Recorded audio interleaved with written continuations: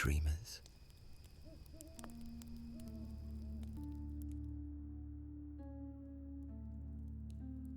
Tonight, we humbly step into the sandals of some of history's most iconic figures. First, we meet Cincinnatus, a modest ruler, revered for relinquishing absolute power not once, but twice in his lifetime. Next, we will encounter Marcus Agrippa, a visionary who reshaped Rome under the watchful eye of Octavian Caesar. Finally, we delve into the passionate and tumultuous relationship of Antony and Cleopatra, a couple whose love story continues to resonate through the ages. So, get cozy as we embark on a journey through time, exploring the past through the lives of these remarkable individuals. Now, without further ado, history awaits.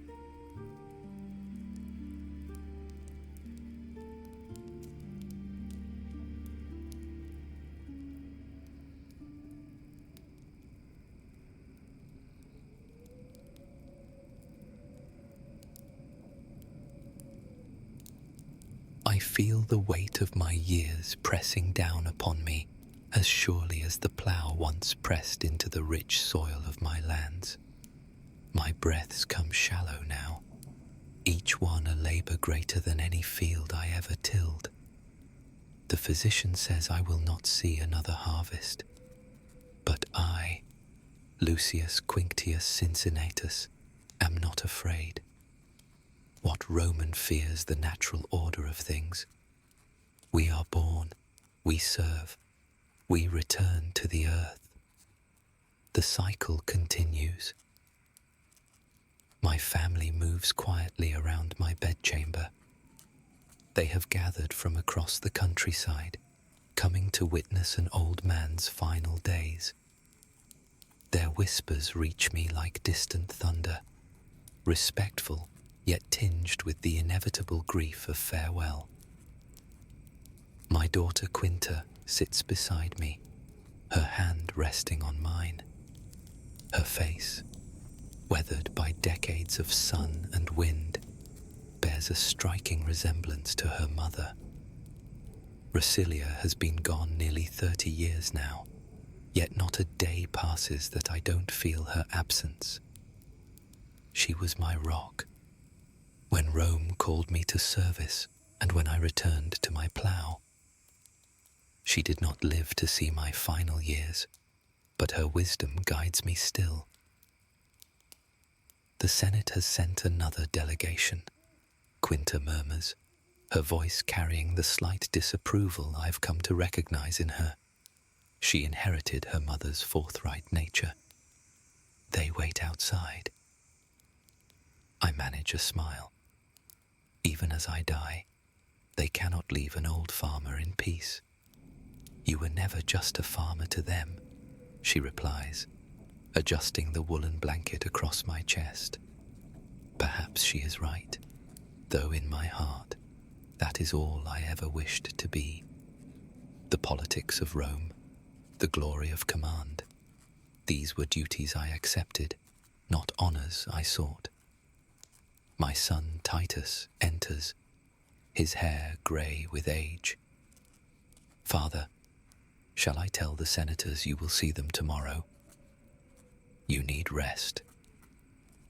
I consider this. At 83, with death's shadow lengthening across my threshold, what difference will a day make? Yet the thought of political discourse now wearies me beyond measure. Yes, I reply. Tomorrow will be soon enough for Rome's business. When he leaves, I turn my gaze to the window where I can see a sliver of my beloved fields. The wheat stands tall, nearly ready for harvest. I planted those fields as a young man, watched them yield their bounty year after year, returned to them after each time Rome called me away. They have been more constant than any political alliance, more honest than any Senate debate. I remember the day the messengers first came, finding me behind my plough, shirtless and sweating under the spring sun. How long ago was that? Nearly 50 years now. I was in my prime then, strong from daily labour, my hands calloused from honest work rather than gripping the hilt of a sword. "You're thinking of that day again," Quinta says, reading my expression as easily as a clear sky. "It changed everything," I reply, though I never wanted change. My mind drifts to those pivotal moments that shaped not just my life, but the very character of our republic. The memories come unbidden now, flowing like the Tiber after spring rains. I see Rasilia as she was that day, emerging from our modest home as she watched the approaching senators. She knew, before any words were spoken, that our simple life would be interrupted again. "Rome calls," she had said, helping me remove my sweat-soaked work clothes. "You must answer." No protests, no tears, just the steady strength that defined her through all our years together. I close my eyes as fatigue overtakes me. The past and present blur together, scenes from long ago as vivid as this morning's sunrise. I hear Quinta speaking softly to someone, perhaps a grandchild come to inquire about my condition. Their voices fade as sleep claims me, carrying me back to simpler days when my greatest concern was whether rain would come in time for the spring planting. My last thought before darkness descends is of my fields, not the Senate, not the armies I commanded, but the straight furrows I ploughed year after year. There is truth in such simplicity. There is honour in returning to it.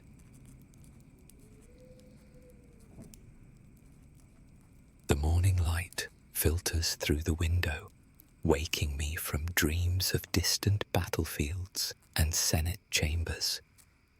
For a moment, I forget my condition and attempt to rise as I have done every dawn for decades. Pain lances through my frail body, a harsh reminder of my circumstances. "Easy, Father," Quinta whispers. "The physician left a tincture for the pain." I wave away the offered medicine. "Pain reminds us we're alive, daughter. I'll have few enough reminders soon." She helps me sit upright, arranging pillows behind my back. From this position, I can see more of my farm through the window, the stone walls I built with my own hands, the olive trees I planted when Titus was born, the small shrine to the household gods where we've made offerings for protection of our lands and family. "The Senate delegation is already waiting," Quinta informs me, disapproval evident in her tone. She has her mother's forthright nature. "Let them wait," I reply. "I wish to speak with you about matters more important than politics." My words seem to please her. She sits beside the bed, her work-roughened hands folded in her lap. Though born to a patrician family, my daughter has never shied from labour. Like her mother, she understands that true nobility comes from character, not circumstances. "I've been thinking about your grandfather," I tell her. "Your father," she breathes. "You rarely speak of him." He was not a man who would have wished to be spoken of often. He believed in actions, not words. The memory of my father comes clearly now, a stern patrician of the old school, who taught me that privilege brings responsibility rather than entitlement. I was born into the Quinctian family, descendants of Sabine nobility who had been among Rome's leading citizens since the early days of the Republic. Our name commanded respect, but my father ensured it was respect earned through service rather than merely inherited. Your grandfather taught me to plough before I learned to read, I tell Quinta. He said, a Roman nobleman who couldn't work his own land was no Roman at all. Those early lessons shaped me more than all the political education that followed. I learned that a straight furrow requires concentration and patience, that fields must be tended daily, not merely during planting and harvest, that nature cannot be bullied or bribed, only respected and worked with. These truths served me well when I later faced both Senate intrigues and enemy armies. I met your mother when I was 20, I continue, smiling at the memory. She was helping her father bring olives to market. I saw her arguing with a merchant over proper prices, refusing to be cheated even a single aes. Her determination impressed me more than any noble lady's refined manners. Quinta smiles. Mother always did drive a hard bargain at market. Indeed, I courted her properly, though it wasn't easy convincing my father that a woman without noble ancestry would make a suitable wife for his son. But once he met Rasilia, he understood what I saw in her. Strength, honesty, practical wisdom. Our marriage brought me greater joy than any political achievement. We built our life together, season by season, child by child. First came Caeso, my eldest son, then Quinta herself, and finally, Titus. We lost 2 infants between, a sorrow common to many families, but no less profound for its commonality. My thoughts turn to Caeso, and the smile fades from my face. Quinta notices immediately. You're thinking of my brother again, aren't you? She inquires softly. I nod. The pain of that memory has dulled over the decades, but never truly healed. Caeso, my bright, ambitious firstborn, whose temper and pride led him to disaster. He became entangled in the political struggles between patricians and plebeians, accused of murder by his enemies. Though I believe he was innocent, the charge found willing ears among those who resented his arrogance. I stood before the comitia, offering my property as surety for his appearance at trial. 10 guarantors I found, pledging the enormous sum of 30,000 bronze ingots. But Caeso, frightened despite his bravado, fled before his trial. He escaped to Etruria, leaving me to face both financial ruin and the shame of a son in exile. That day changed us, I tell Quinta. We sold almost everything to pay the forfeit. From comfortable wealth, we fell to working a 4-acre farm with our own hands. Some patricians would have considered such circumstances unbearable. Many would have sought political revenge, or used their remaining connections to restore their fortunes through questionable means. I chose a different path. I learned then what truly matters, I say. Not wealth or status, but honest work, family loyalty, and personal integrity. When we lost our grand house and most of our lands, I discovered I needed very little to be content. This lesson served Rome well, though I didn't know it then. Had I remained a wealthy, comfortable patrician, Perhaps I would have developed the same taste for power and privilege that corrupted so many of my peers. Perhaps when dictatorship was offered, I would have been reluctant to relinquish it. A fit of coughing interrupts my reflections. Quinta quickly brings water, supporting my head as I drink. When the spasm passes, I feel weaker, the morning's exertion taking its toll. The Senate delegation, Quinta begins, can continue to wait, I finish for her. First, send in my grandchildren. I would see their faces this morning. She nods and goes to fetch them. While alone, I gaze again at my fields through the window. Those 4 acres, all that remained after Caesar's disgrace, taught me more about governance than any political office. A small farm demands careful management.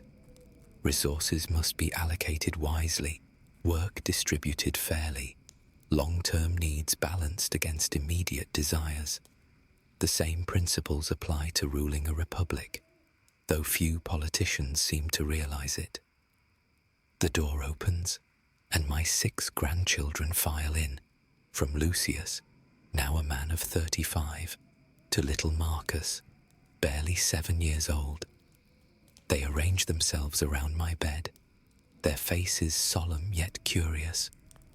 To them, I am both the frail grandfather who taught them to identify birdsong and the legendary figure whose story is taught alongside Rome's founding heroes. Come closer, I tell them. I have something important to say. They lean in, eyes wide. Even Lucius, who has heard many of my stories and lessons, appears eager. Remember always that you are Romans, I say, my voice stronger than it has been in days.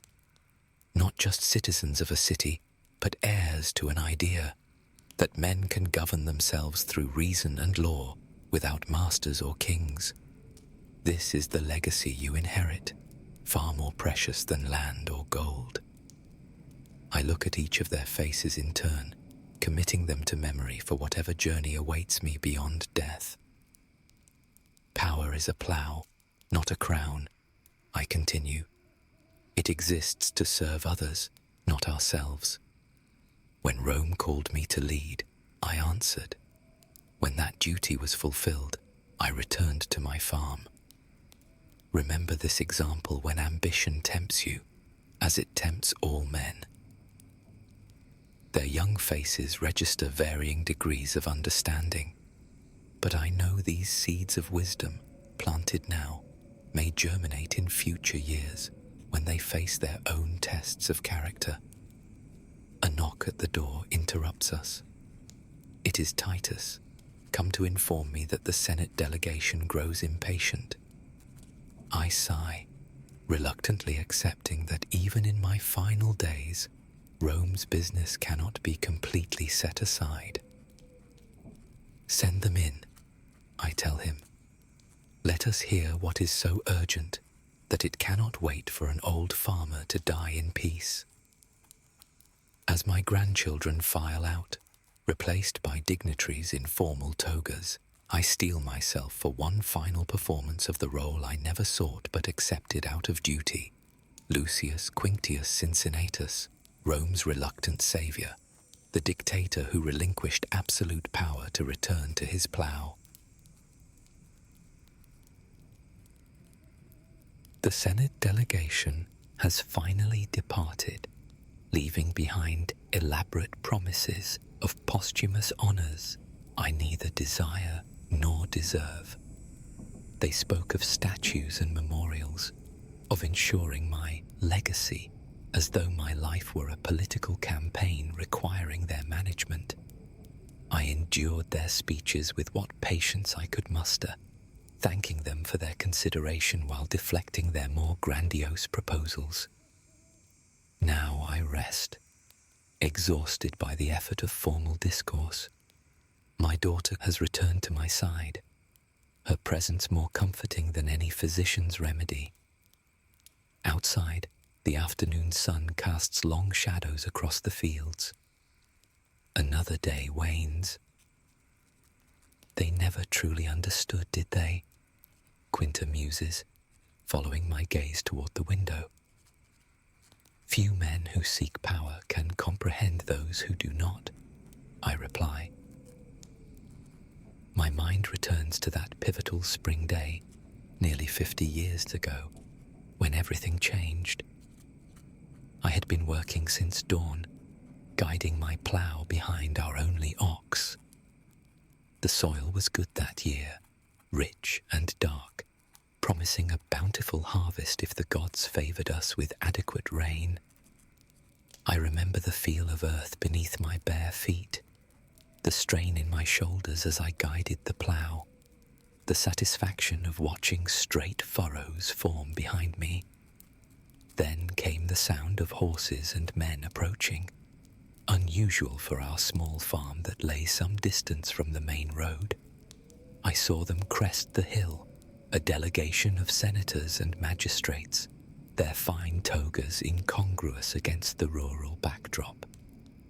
Even from a distance, their expressions told me this was no casual visit. I paused in my labour, wiping sweat from my brow with a forearm already caked with dirt. Rasilia emerged from our modest home, shading her eyes against the sun as she watched the approaching party. "The Senate calls for you, Lucius Quinctius," their leader announced formally as they reached me. "As you can see, I am occupied with matters of survival," I replied, gesturing to my field. "What business brings such esteemed men to my plough?" Their spokesman, Gaius Nautius, stepped forward. "Rome faces grave danger. The Aequi have broken their treaty. They've trapped Consul Minucius and his army in a mountain pass. Our forces face annihilation." I leaned against my plough, considering his words. The Aequi were long-time enemies of Rome, a mountain people whose raids had troubled our borders for generations. If they had cornered a consular army, the situation was dire indeed. "The Senate has voted," Nautius continued. "In this emergency, Rome requires a dictator. You have been chosen." I remember feeling no pride at this announcement, only a weary resignation. Dictatorship was Rome's emergency measure, invoked only in times of greatest peril. For 6 months, the dictator held absolute power, command of all armies, authority to make law without consultation, even power of life and death over citizens. It was a dangerous tool, created for dangerous times. "And if I refuse?" I asked, though I already knew the answer. "Then Rome may fall," Nautius replied simply. Rasilia approached, carrying a clean tunic. There were no tears in her eyes, no protests from her lips, though we both knew what this would mean for our farm, our family, our carefully constructed life of simplicity. She had always understood, better than most, that privilege brings obligation. "Rome calls," she said, helping me remove my sweat-soaked work clothes. "You must answer." I bathed quickly in the water brought by the delegation's slaves, then donned the clean tunic. As I did, I felt the transformation beginning, from farmer to commander, from private citizen to the most powerful man in the Republic. It was not a comfortable metamorphosis. The journey to Rome passed in strategic discussion. The situation was even worse than initially described. The Aequi had not only trapped Minucius and his army, but were advancing on Rome itself. Our forces were divided, our leadership in disarray. The plebeians and patricians, ever at odds, were blaming each other rather than uniting against the common threat. I entered Rome not with triumph, but with purpose.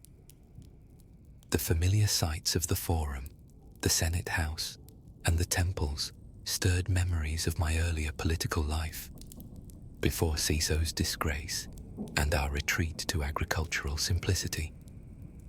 The city had grown in my absence, but its problems remained familiar.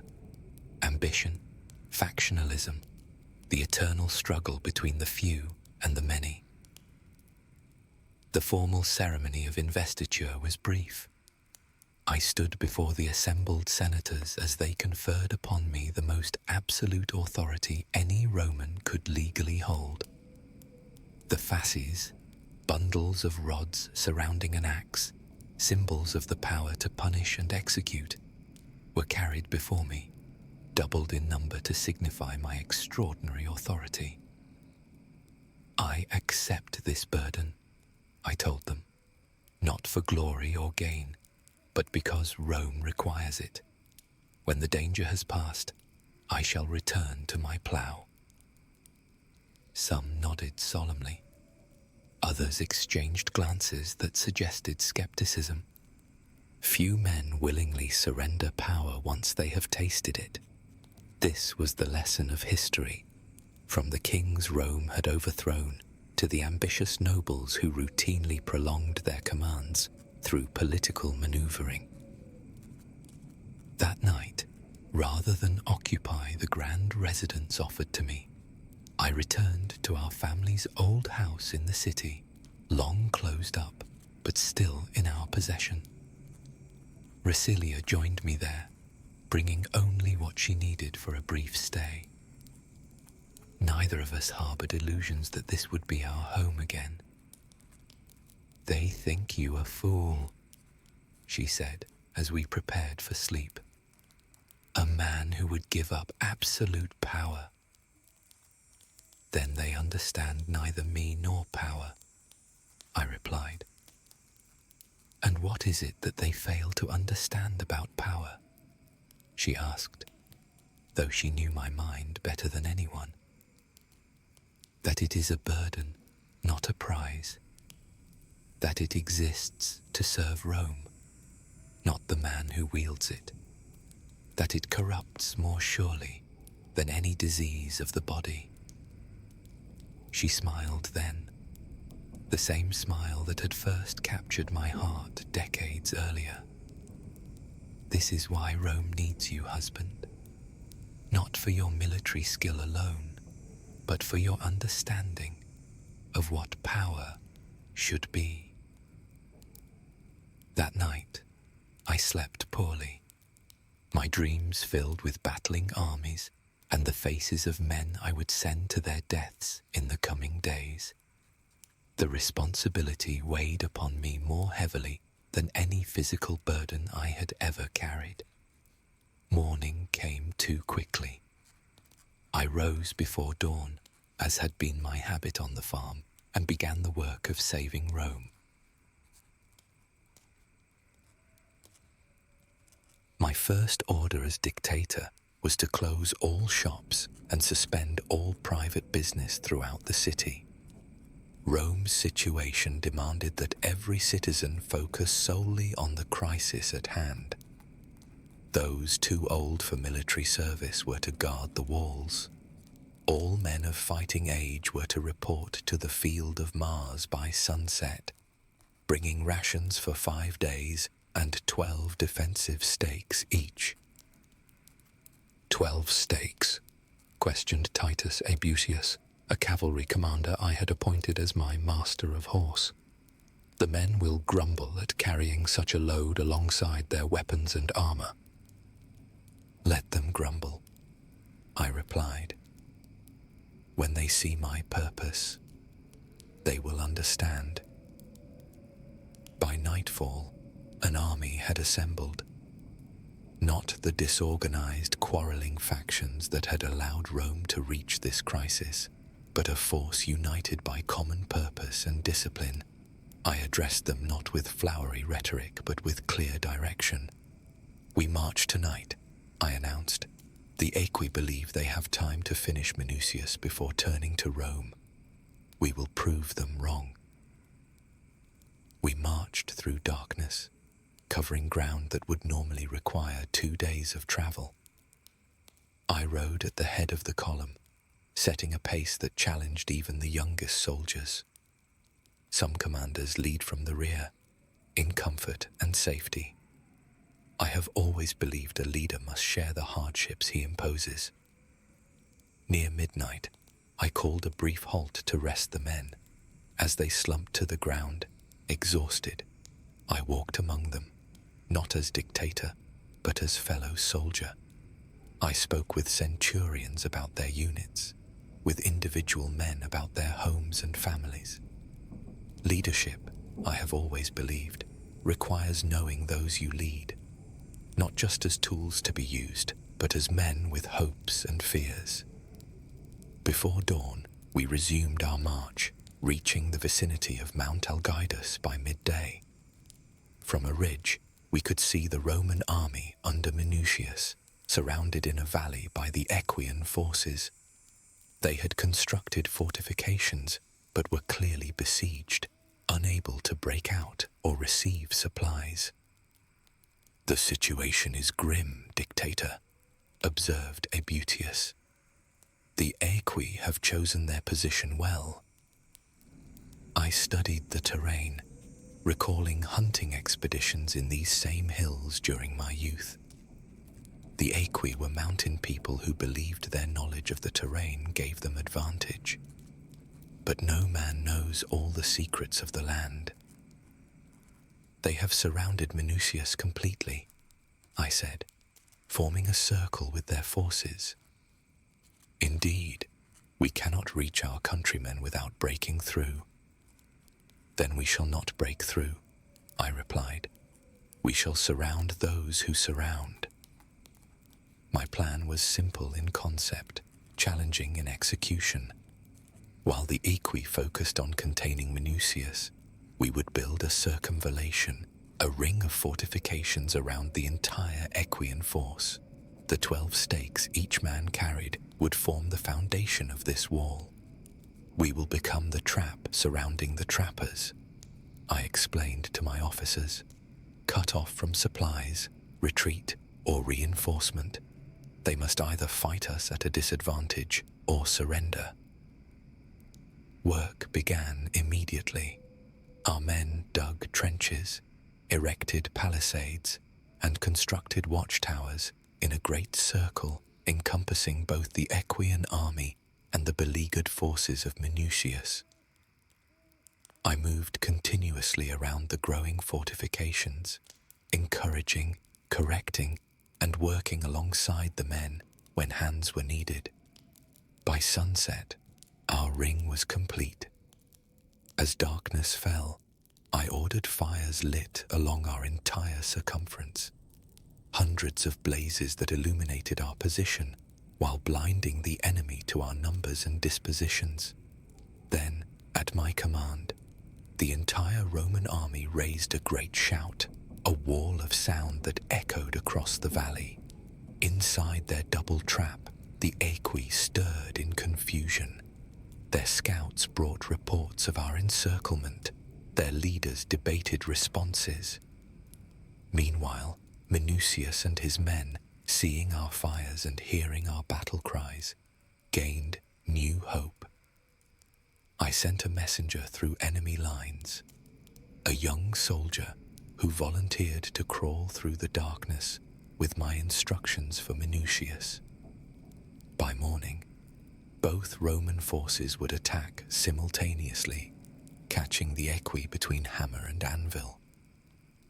That night, as my men rested in rotation, I walked our perimeter, checking defenses and speaking with sentries. One young guard, no more than 18, stood straighter as I approached. "At ease, soldier," I told him. "Save your strength for tomorrow's battle." "Dictator," he responded, relaxing slightly. "May I ask a question?" I nodded. "My father says you once held high office before retiring to your farm. Is that true?" It is. I served as consul many years ago. Then why return to farming? Surely a man of your standing could have remained in Rome in comfort and influence. I looked across the darkened valley where thousands of men waited for morning's battle. Romans and Equi alike, men with families, hopes, and futures now placed in the balance of war. There is honor in working the land, I told him. The soil demands honesty. You cannot deceive it with clever words or political alliances. It rewards diligence and punishes neglect. These are lessons many in power would do well to learn. But surely farming is harder than political life, he persisted. I smiled at his youth. Physical labor tires the body, but refreshes the spirit. Political labor often does the opposite. Remember that, should you survive tomorrow and someday face such choices. Dawn brought the battle I had planned. On my signal, our forces attacked from the outer ring while Minucius led his men in a sortie from their entrenchments. The Equi, caught between, fought bravely but without hope. By midday, their commander, Cloelius Gracchus, approached under flag of truce, offering surrender. I accepted their capitulation, but imposed harsh terms. The Equian leaders would pass under the yoke, a symbolic humiliation where defeated enemies walk beneath a spear supported by two others, stooping to signify their subjugation. Their army would surrender weapons, but otherwise be spared. You are generous, dictator, Gracchus said bitterly as he prepared to undergo this ritual. Not generous, I corrected him. Practical. Dead enemies cannot learn the folly of attacking Rome. Living ones, properly humbled, become cautionary tales to their children. With the Equi defeated, I turned my attention to Minucius and his army. They had been rescued, but their failure had necessitated that rescue. Discipline required acknowledgement of this fact. Consul Minucius, I addressed him formally before both armies. You will relinquish your command and serve as my legate until this campaign concludes. Your army will be reorganized under new centurions. His face flushed with shame, but he accepted my judgment without protest. Later, in private, I offered context for my decision. A commander who cannot lead must learn to follow, I told him. This is not punishment, but education. Rome needs leaders who understand both roles. The campaign concluded swiftly after the main Equian force surrendered. Small detachments were defeated or dispersed, stolen property recovered, and Roman authority reasserted throughout the contested territories. 16 days after being named dictator, I led our combined armies back to Rome in triumph. The city prepared the traditional honors, a formal triumph with procession, games, and celebrations that might last for days. The Senate gathered to vote me extraordinary rewards, perhaps grants of land or money, as was customary for victorious commanders. I declined them all. Rome's danger is past, I announced before the assembled Senate. The emergency that necessitated a dictator no longer exists. Therefore, I resign this office and its powers, effective immediately. Silence greeted this declaration. Even those who had known me for decades seemed surprised by the totality of my renunciation. In Roman history, men given power typically found reasons to extend it, not curtail it. At least remain for the triumph, urged Nautius, who had first brought me the Senate's summons. The people wish to honor you. The greatest honor is to serve when needed and step aside when not, I replied. I have a spring planting to complete. That evening, as promised, I departed Rome, returning to my 4 acres and the plough I had left standing in mid-furrow. The transition from supreme commander to farmer occurred as simply as changing from toga back to tunic. Power, I have always believed, is like a cloak, meant to be worn in inclement weather, then set aside when the storm passes. Rasilia was waiting when I arrived home near midnight. She had prepared a simple meal, bread, cheese, olives from our own trees, and set it before me without ceremony. "Rome is saved, then?" she asked, though she had already heard the news from messengers. "For now," I replied, "until the next crisis, the next call for emergency powers. And will you answer, if they call again?" I considered this as I ate, savouring the honest flavours of food produced by our own labour. If duty requires it. But my hope is that others learn the lesson, that power serves Rome best when held temporarily and relinquished willingly. That night, I slept more soundly than during any night of my dictatorship. The weight of absolute authority had been set aside. I was, once again, simply a Roman farmer, which was all I had ever wished to be. The years following my dictatorship were among the most peaceful of my life. Each day followed the natural rhythms of the farm, rising with the sun, working until dusk, resting when darkness fell. Rasilia and I watched our children grow, taught them the skills they would need to manage their own households someday, and enjoyed the simple pleasures denied to those consumed by ambition. Our modest farm prospered, not through expansion, but through careful stewardship. We added a few olive trees, improved our small vineyard, and maintained a garden that provided most of our vegetables. The surplus we sold at market, earning enough to meet our modest needs without accumulating wealth that might attract political attention or reawaken ambitions better left dormant. News from Rome reached us through visitors and the occasional messenger. The eternal struggle between patricians and plebeians continued, with small advances and retreats on both sides. Foreign threats emerged and receded. New men rose to prominence while others fell from favour. The great wheel of politics turned as it always had. I followed these developments with interest, but without involvement. My days of public service, I believed, had ended. At 52, I had earned my retirement from state affairs. Younger men could now carry the burden of leadership. But Rome, it seemed, was not finished with me. It was early summer, nearly 10 years after my campaign against the Equi.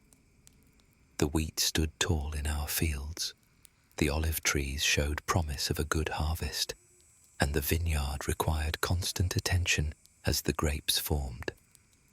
I was inspecting the vines when I heard the now familiar sound of an official delegation approaching. "Not again," murmured Rasilia, who had been working alongside me. The party that crested the hill was larger than the previous one. More senators, more lictors carrying the fasces, more ceremony. Their expressions carried the same urgent gravity I had seen a decade earlier.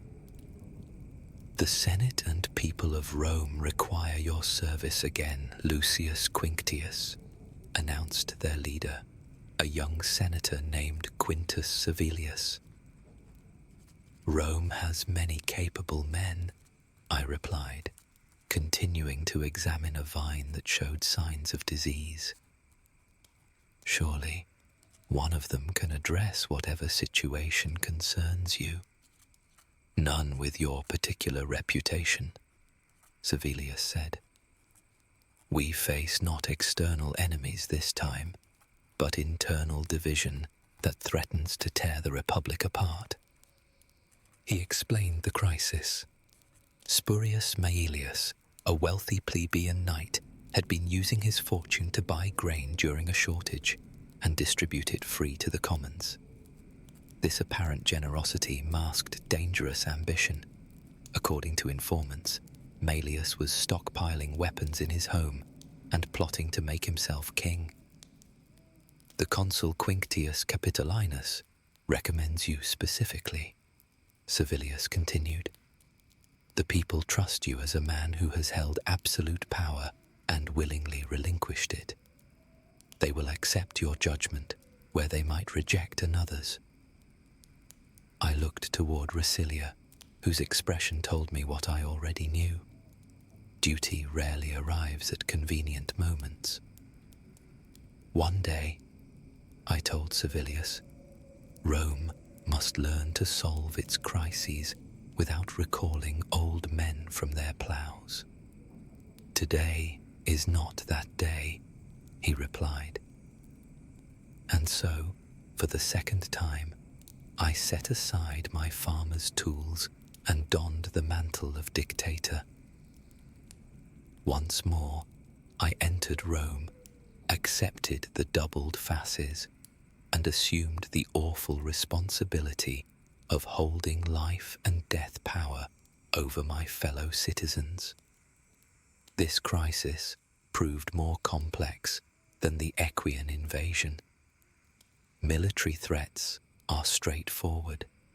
Armies clash. One prevails. Terms are dictated. Political conspiracies involve nuance, uncertainty, questions of evidence and intent. Was Maelius truly plotting revolution, or merely engaging in populist politics that threatened the patrician order? I established a tribunal in the Forum, summoning witnesses and examining evidence. The case against Maelius grew stronger with each testimony. Secret meetings, coded messages, promises of position to supporters once the new order was established. Most damning were the weapons discovered in his cellar, enough to arm hundreds. When sufficient evidence had been gathered, I sent Gaius Servilius Ahala, my master of horse, to summon Maelius to the tribunal. Maelius refused, attempting to rally his supporters in the Forum against what he called patrician persecution. What happened next remains controversial in Rome. Ahala, seeing Maelius inciting the crowd and fearing the beginning of armed insurrection, drew his sword and killed him on the spot. Some called it execution without trial, others necessary preventive action against a would-be tyrant. When news reached me, I immediately convened the assembly to address the public before rumors could spark violence. Spurius Maelius was summoned to answer charges of plotting against the Republic, I announced from the rostra. He refused that summons and attempted to raise the people against lawful authority. His death, while regrettable, was justified by his actions. To demonstrate the seriousness of the conspiracy, I ordered Maelius's house demolished and his grain distributed through official channels. His name would stand as warning to any who might consider setting themselves above the law. The crisis resolved more quickly than the Equian invasion, 21 days from my appointment to the restoration of normal government. As before, I resigned my powers immediately upon completing my task, declining honors and returning to my farm without ceremony. This time, however, the transition back to private life carried greater weight. I was over 50 years old, and the physical demands of dictatorship, long days of hearings, Sleepless nights, considering evidence and strategy, the constant tension of holding ultimate responsibility had taken their toll. "This must be the last time," I told Rasilia as we walked our fields the day after my return. "I am too old now for Rome to call again." She took my hand, her fingers intertwining with mine as they had countless times over our years together. "Rome will always need men who understand power's proper use. But yes, let younger men carry that burden now." The seasons turned, one into another, as they had since time immemorial. We witnessed 4 more harvests together before Rasilia fell ill during a harsh winter. For 3 months, she fought the wasting disease, showing the same quiet strength that had defined her life. When death finally claimed her, it was as if the central pillar of my world had been removed. "Plant something that will bloom in spring," she told me in her final days. "I would not have you look only at barren earth when thinking of me." I honored her request, planting flowering almond trees near our home that would blossom around the anniversary of her passing. When the pink flowers appear each year, I speak to her as if she still walks beside me. Perhaps, in some way, she does. Now, as I lie in this bed, awaiting my own journey to the afterworld, I can see those trees through my window. They have grown strong, their roots deep, their branches reaching skyward, much like the republic I served when called and gladly left when my service was complete. The afternoon wanes as I rest from the morning's exertions. My grandson Marcus sits with me now, having volunteered to watch while the others see to various tasks. At 7, he is too young to fully comprehend death's approach, yet old enough to sense its importance. He sits quietly beside my bed, occasionally glancing up from the wooden horse he whittles with surprising skill for one so young. "Grandfather," he says suddenly, breaking the comfortable silence between us, "is it true you were a king?" I smile at the directness of childhood. "No, Marcus. Rome has evolved past the need for kings. But you were dictator. Twice. My tutor says a dictator has all the power of kings, and more. Having power and being wise in its use are different matters," I tell him. "Would you like to hear a story about power?" He nods eagerly, setting aside his carving. "When I was a young man," I begin, "not much older than your father is now, I once hunted a great boar in the forests near Tiber. For 3 days I tracked it, sleeping under stars, eating what I could forage. Finally, I cornered the beast in a rocky gully." Marcus leans forward, enthralled. The boar charged, as they always do when threatened. I had my spear ready, braced against the ground. My aim was true. The point entered just behind its shoulder, driving deep into its heart. But as it died, its momentum carried it forward, and one of its tusks gashed my leg badly. I pull back the blanket to show him the long, pale scar still visible on my thigh after all these decades. I was alone, far from help, leg bleeding heavily. Night approached. Wolves would come, drawn by the blood. Death seemed certain. "But you lived," Marcus interjects. "Indeed. I cut strips from my tunic, bound the wound, then used my hunting knife and the shaft of my broken spear to fashion a crutch. For 2 days, I hobbled through forest and field, sleeping in trees to avoid predators, until I reached a shepherd's hut where I received help. That's a good story, grandfather. But what does it have to do with power? Everything, I reply.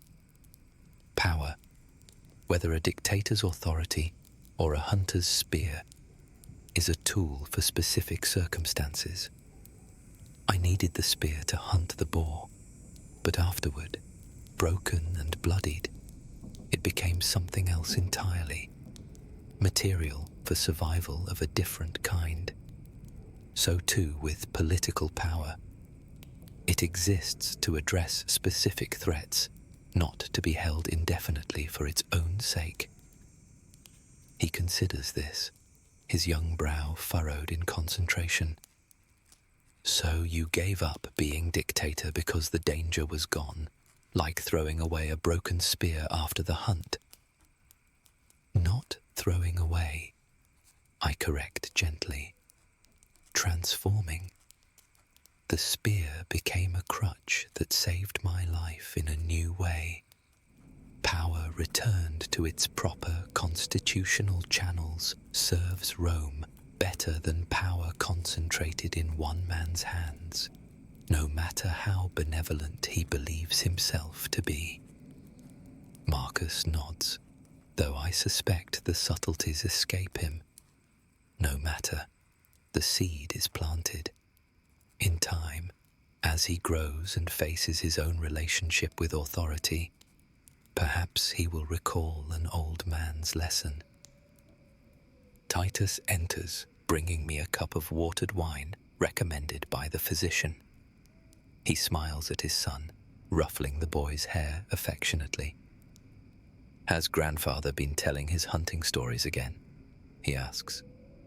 About power, Marcus answers seriously, and broken spears. Titus raises an eyebrow at me. Politics disguised as adventure? Subtle, father.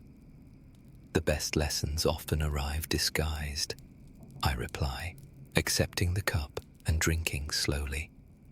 The wine eases the persistent ache in my chest. Besides, a boy should know his grandfather was once capable of more than lying in bed and dispensing wisdom. When Marcus leaves, Titus takes his place beside me. Of all my children, he most resembles me in temperament, steady, practical, content with agricultural life rather than seeking prominence in Rome's political arena. The physician says it will not be long now, Titus says quietly. Days, perhaps. Are you comfortable? As comfortable as this final journey permits, I assure him. I have few regrets, which is more than most men my age can claim. And what regrets remain? He asks.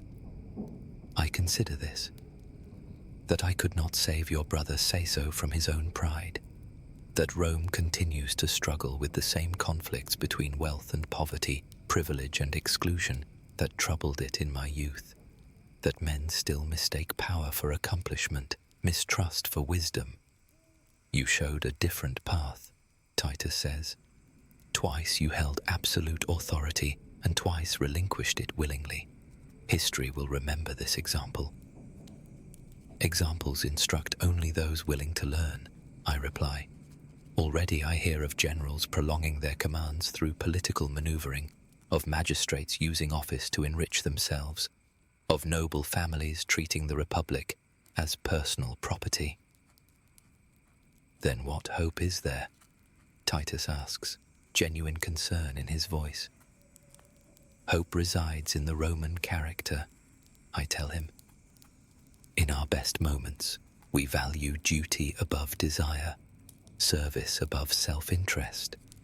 So long as some remember this, farmers and senators alike, the Republic will endure.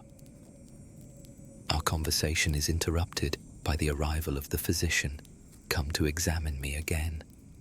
His prodding and questions exhaust what little strength I have left.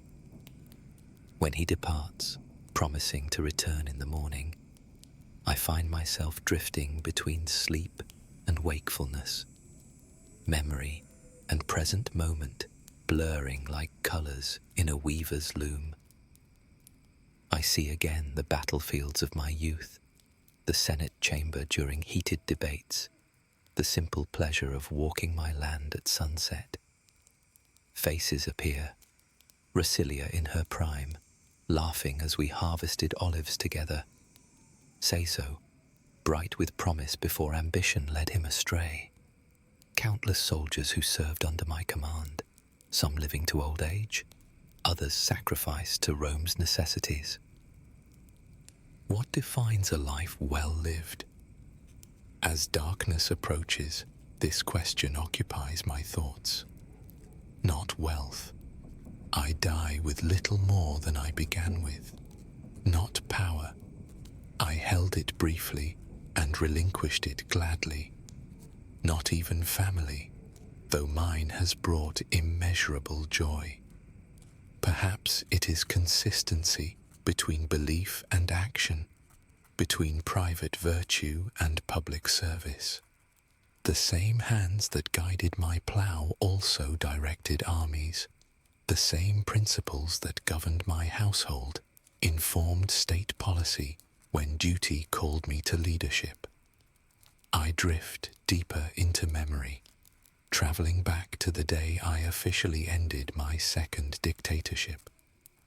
After the formal resignation before the Senate, I walked alone through the forum, making my way toward the city gates and the farm beyond. An elderly plebeian stopped me, a man I didn't recognize, weathered by life's hardships. "They say you could have been king," he said, without preamble. "They say many foolish things," I replied. "Is it foolish? With your reputation, the army loyal to you, the Senate divided, you could have taken power permanently. Many would have supported you. And would Rome have benefited?" I asked him. He considered this. "Perhaps not Rome. But you would have lived in luxury, your family elevated beyond others, your name first among all Romans. At what cost? My self-respect? Rome's liberty? The example I set for my children?" I shook my head. "Too high a price for gilded chains, old man." He studied me, as if trying to determine whether my words were sincere or merely the practiced virtue of a politician. Finally, he nodded. "My father told me of the early days of the Republic, when men took power reluctantly and yielded it gladly. I thought those days long past." "They need not be," I told him, "if enough of us remember what made Rome worth fighting for." With that, I continued my journey, leaving the marble magnificence of public Rome for the honest earth of my farm. I never learned the old man's name, but his question has stayed with me through the decades, a reminder that each generation faces the same fundamental choice between power's temptation and duty's demands. Morning light streams through my window, another day granted by whatever gods govern our allotted time. I feel weaker than yesterday, the simple act of breathing now requiring conscious effort. My family has gathered, speaking in hushed tones just beyond my door. They know, as I do, that few such mornings remain to me. Lucius, my eldest grandson, now a respected centurion in Rome's legions, enters carrying a scroll sealed with the Senate's mark. "More posthumous honors?" I ask, my voice barely above a whisper. "Of a sort," he replies, breaking the seal. They wish to create a new tradition. Future dictators will be instructed to follow the example of Cincinnatus when taking and relinquishing emergency powers. I close my eyes, considering this. Words inscribed on parchment mean little unless the character exists to honor them. Still, Lucius persists, your name will stand for centuries as the model of proper leadership. Perhaps this is true, perhaps not. The future will unfold according to its own necessity, beyond my influence or concern. What matters now are the final words I leave with those who will carry forward not just my bloodline, but the principles that guided my actions. Bring them in, I tell Lucius, all of them. I would speak to our family together. He nods and soon returns with the entire household.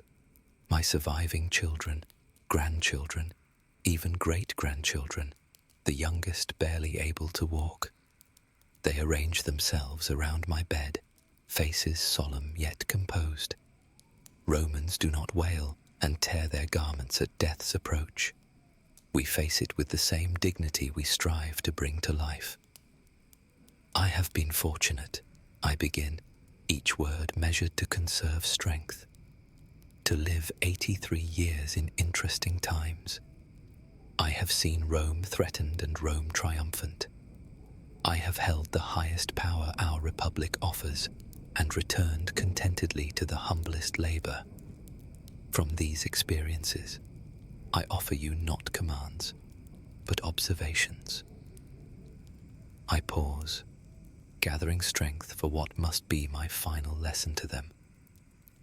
Power exists to serve others, not ourselves. When used for personal gain or glory, it becomes corruption, no matter how legal its form. Remember that the simplest farmer who tends his land honestly contributes more to Rome's greatness than the most ambitious general who conquers for personal fame. My gaze moves from face to face, memorizing these people who carry my blood, and I hope, something of my understanding. Wealth beyond necessity breeds more desire, not more contentment. I die with modest possessions, but rich in the knowledge that I never sacrificed principle for profit.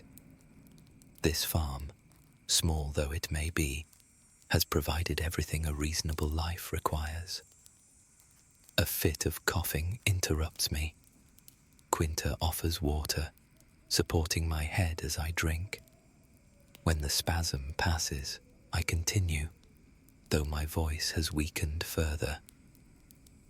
Above all, remember that Rome is not eternal by divine right, but only through the virtue of its citizens. Each generation must earn the Republic anew through sacrifice, restraint, and commitment to something larger than individual ambition. I feel consciousness beginning to fade, darkness encroaching at the edges of my vision. One final thought must be expressed before I surrender to the journey ahead. I do not fear death, I tell them, for I have lived according to nature's law and Rome's highest ideals. The body returns to earth, as the plough returns to the soil after the day's labor. This is proper, this is right. My daughter Quinta takes my hand, her eyes bright with unshed tears. Rest now, Father. We will remember. I manage a slight nod, then turn my gaze to the window where I can see my fields one last time. The wheat stands tall, another harvest approaching. The cycle continues, planting, growth, harvest, fallow period, then renewal. So too with Rome, with families, with individual lives. My breathing slows. the room seems to fill with light, not just morning sun, but something more profound. Is this death's approach, or merely an old man's failing senses? It matters little. I see Rasilia waiting, young again as when we first met, standing at the edge of a field, ready for ploughing. Behind her stretches land more beautiful than any earthly farm, straight furrows extending toward distant mountains, golden wheat swaying in eternal summer breeze. My true reward, not Senate honors or historical recognition, but reunion with she who shared my life's purpose. The furrow is complete, I whisper, though whether any living ear hears these final words, I cannot know. I release my hold on this world and step toward her, ready to begin the next great labor, the next sacred duty. Behind me, I leave a family schooled in virtue, a republic shown the path of proper leadership, and fields that will continue to bear fruit long after my name fades from memory. This is legacy enough for any Roman farmer. And thus passed Lucius Quinctius Cincinnatus, twice dictator of Rome, in the 83rd year of his life, 430 BC. No elaborate tomb marks his resting place, only a simple marker among the fields he loved. Yet his example of power, accepted reluctantly, wielded judiciously, and relinquished willingly, remains. 2,000 years later, when new republics would form across distant oceans, they would still look to Cincinnatus as the model of civic virtue and proper leadership, the citizen who served when called and returned to his plough when duty was done. Sadly, there may never be another of his like.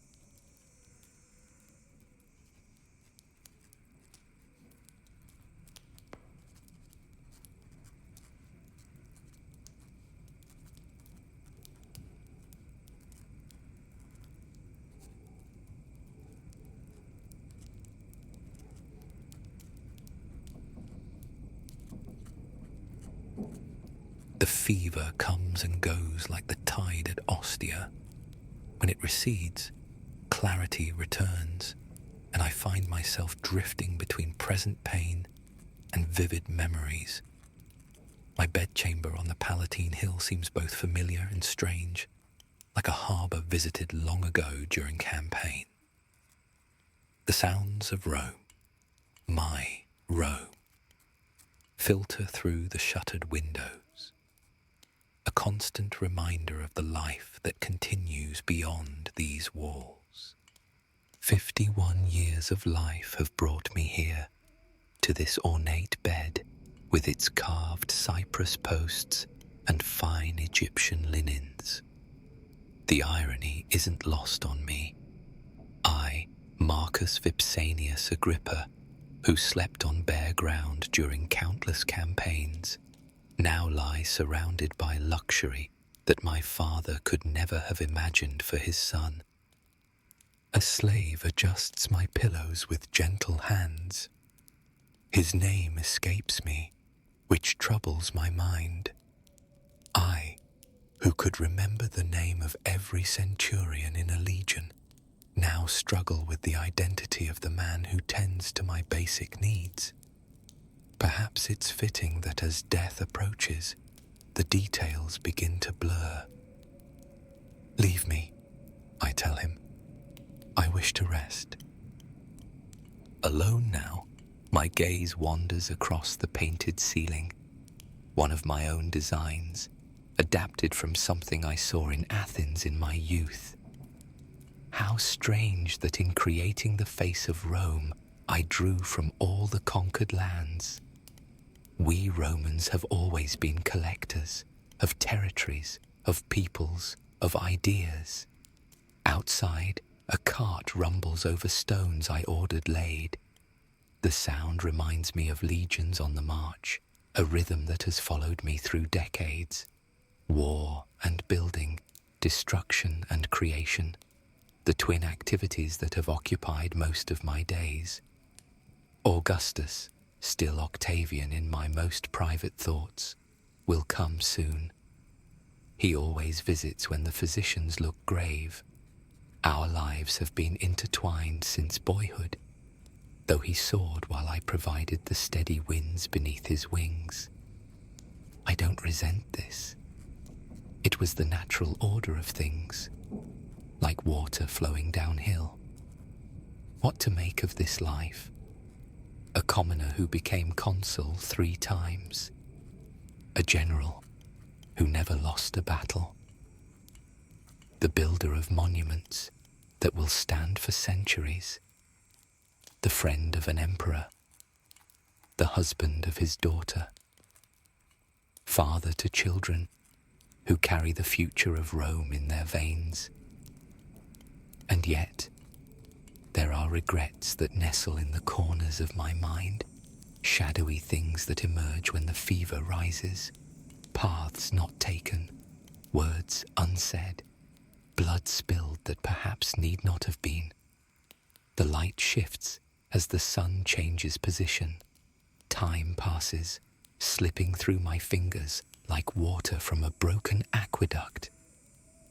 How did we come to this moment, Octavian and I? From boys studying in Greece to men who reshaped the world. The story doesn't seem quite real, even to one who lived it.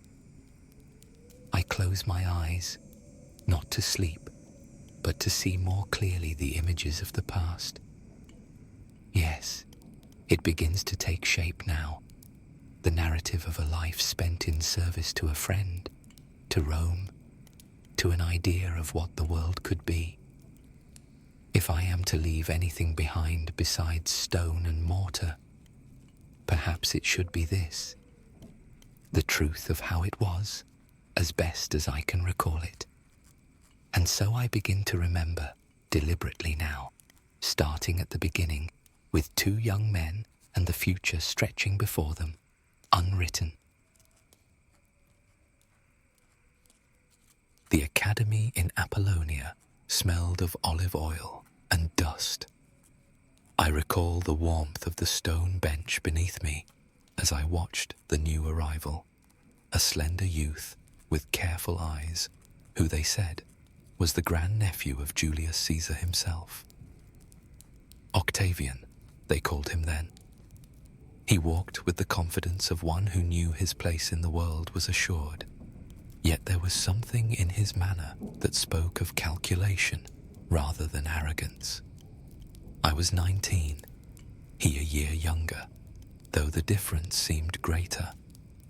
My hands were already calloused from practical work, my mind bent toward problems of engineering and tactics. His were the smooth hands of a patrician, his mind honed for politics and persuasion. "You're Agrippa," he said to me one afternoon, settling beside me in the shade of a cypress tree. It wasn't a question. I learned later that he made it his business to know everyone of potential use to him. "They say you designed improvements to the water system here." "A simple matter of gradient and pipe width," I replied, surprised he had heard of it. His smile was measured, revealing precisely the amount of warmth needed for the moment. "Nothing about water is simple. It is the lifeblood of any city." And so began a conversation that, in some ways, never ended.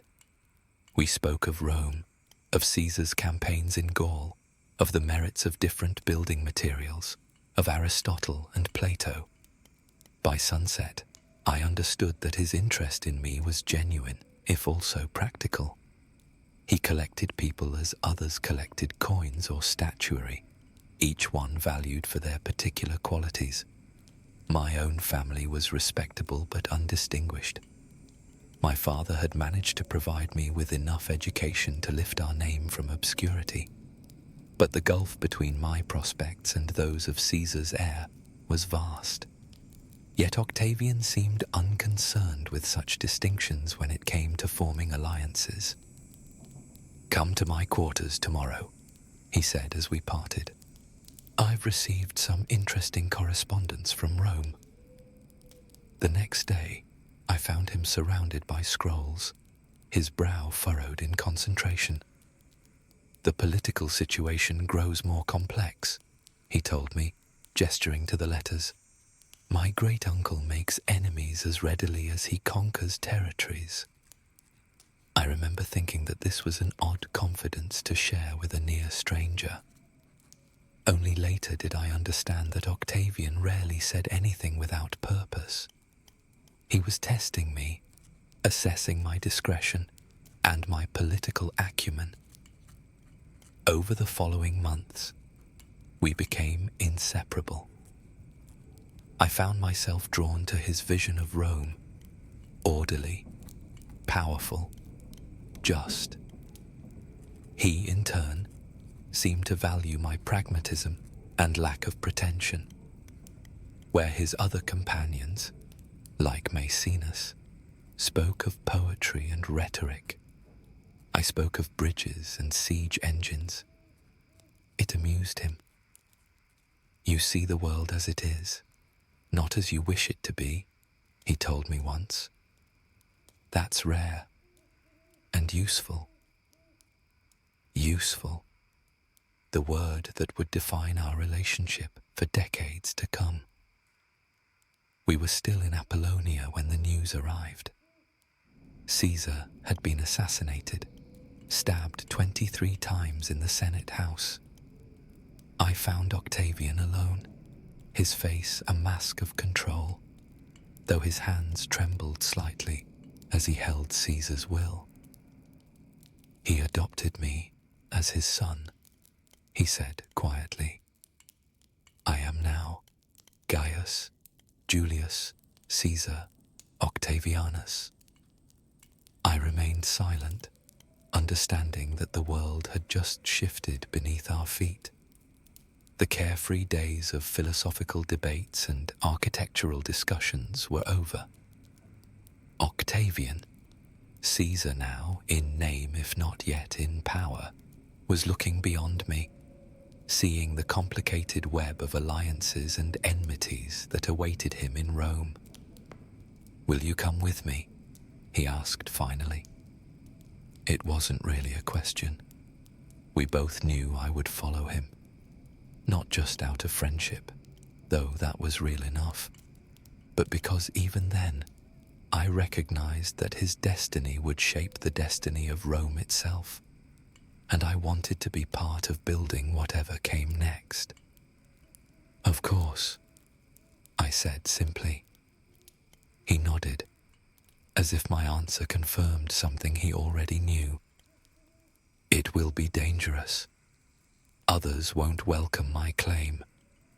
The assassins still hold influence. The Legion's loyalty is uncertain." "Then we'll need to be careful," I replied, "and resourceful." A ghost of a smile crossed his face. "Yes, and I'll need people I can trust, absolutely." His gaze met mine. "Can I trust you, Marcus Agrippa?" I didn't hesitate. "With your life." He extended his arm, and we clasped forearms in the traditional manner of Roman men pledging loyalty. His grip was surprisingly strong for one who appeared so scholarly. "Then let us return to Rome," he said, "and claim what is ours."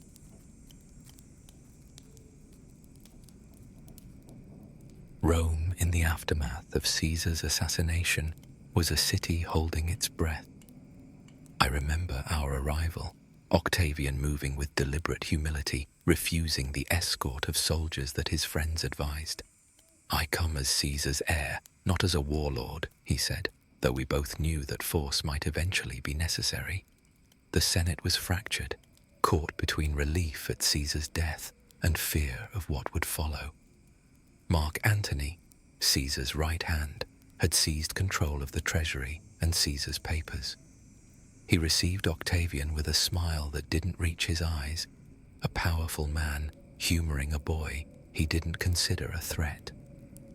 "How badly he misjudged you," I said to Octavian after that first meeting. He was reviewing Caesar's will, which named him as primary heir and awarded a substantial sum to every Roman citizen.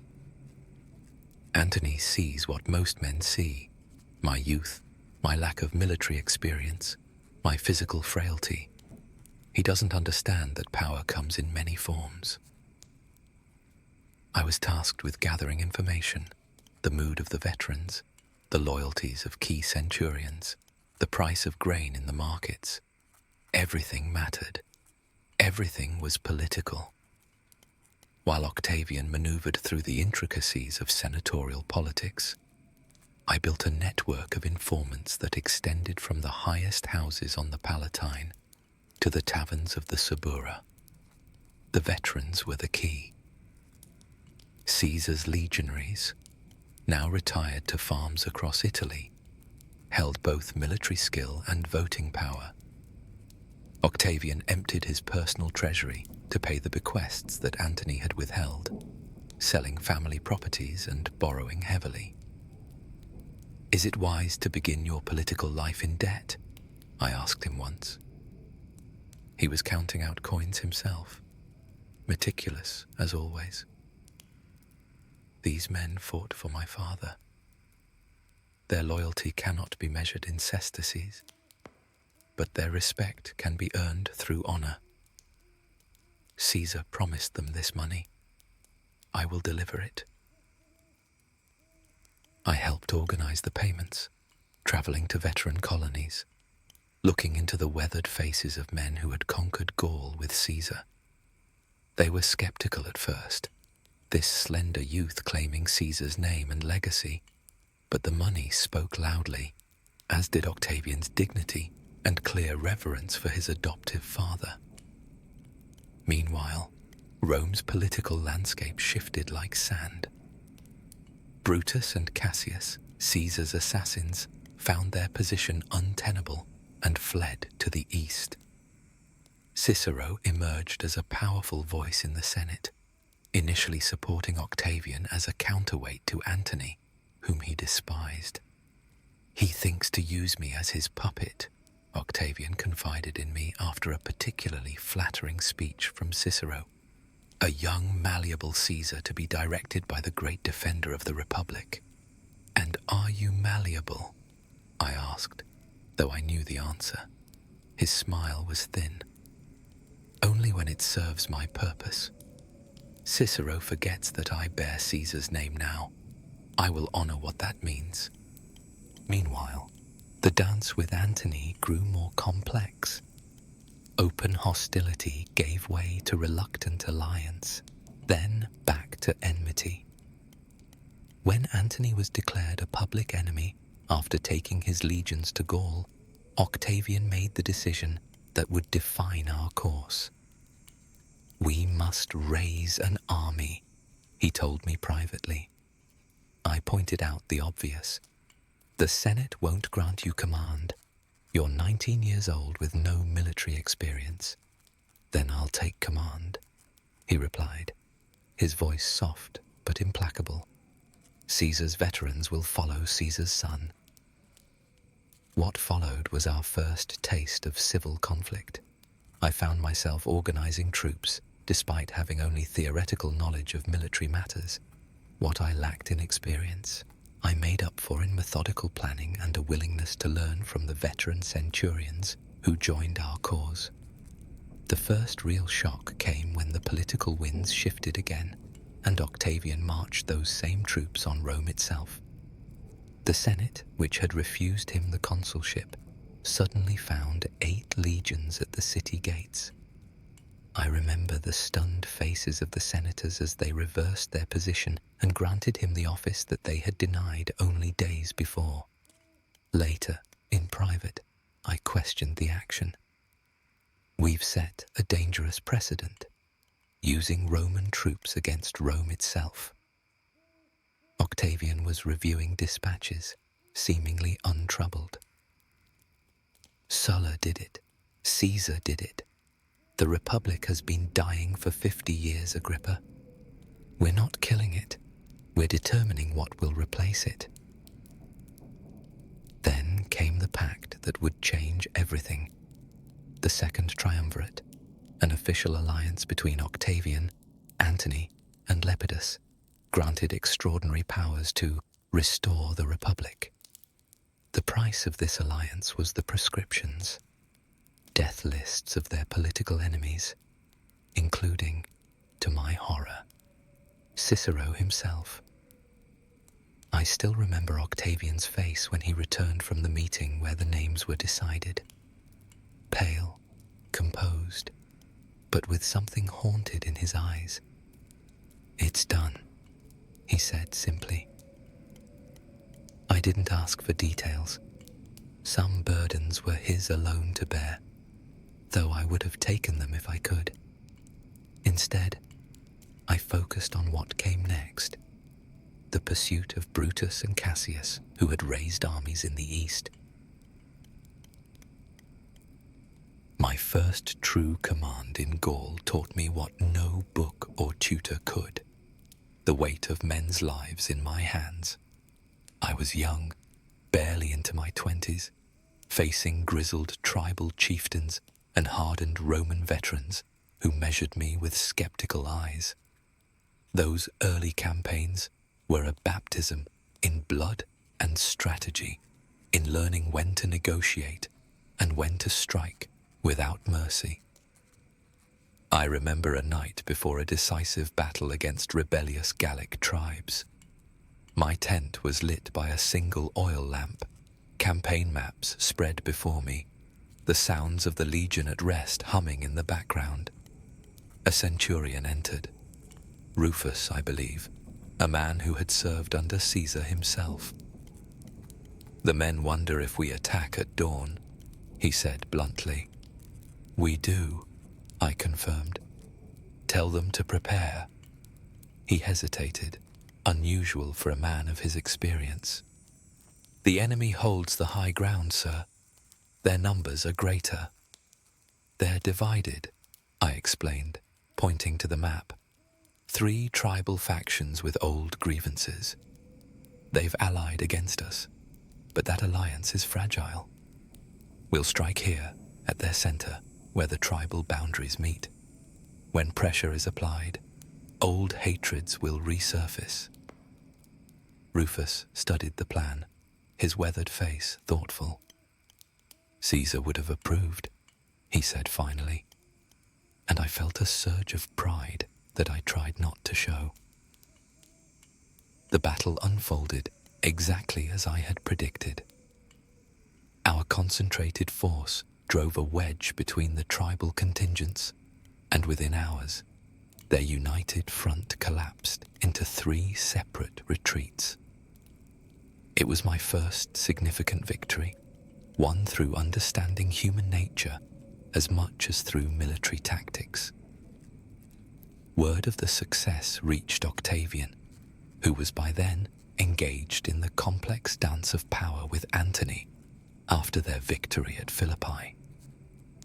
The triumvirate was showing its first cracks, with Lepidus increasingly sidelined and tension growing between the other two.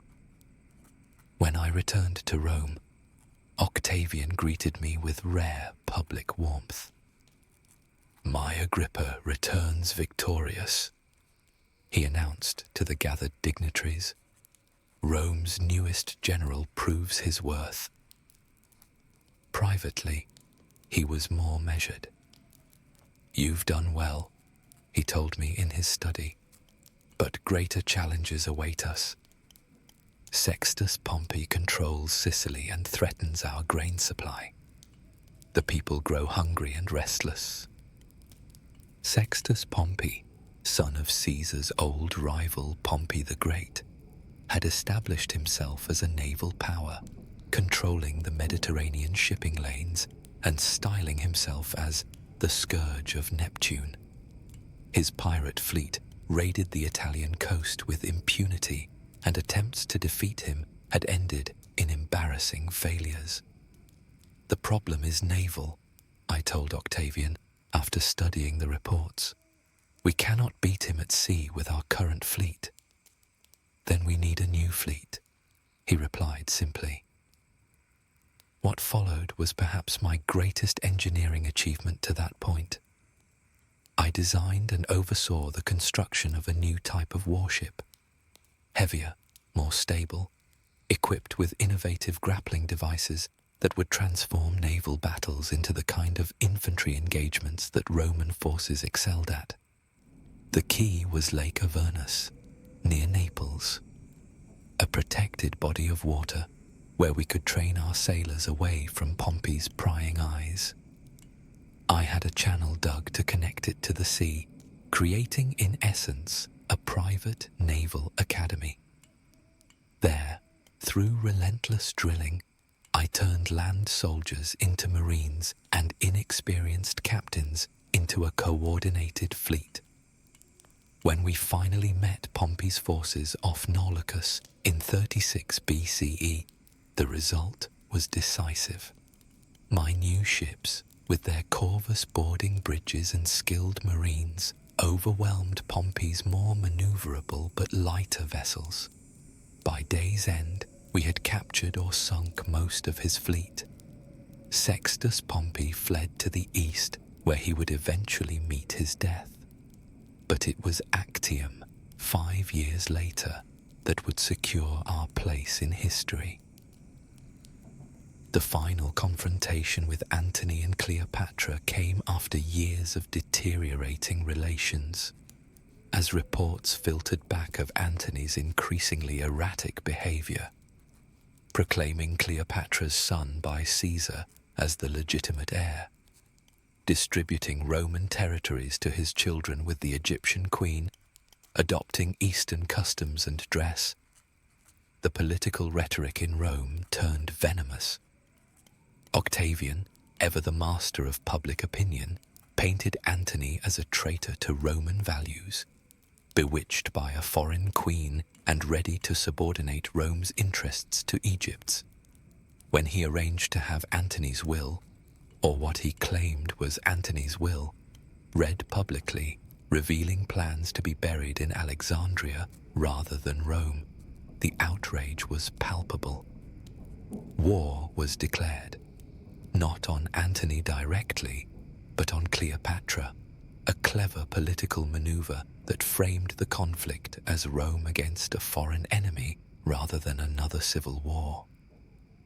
As we prepared for the campaign, Octavian called me to his private quarters. He looked tired, the weight of a decade of struggle evident in the lines around his eyes.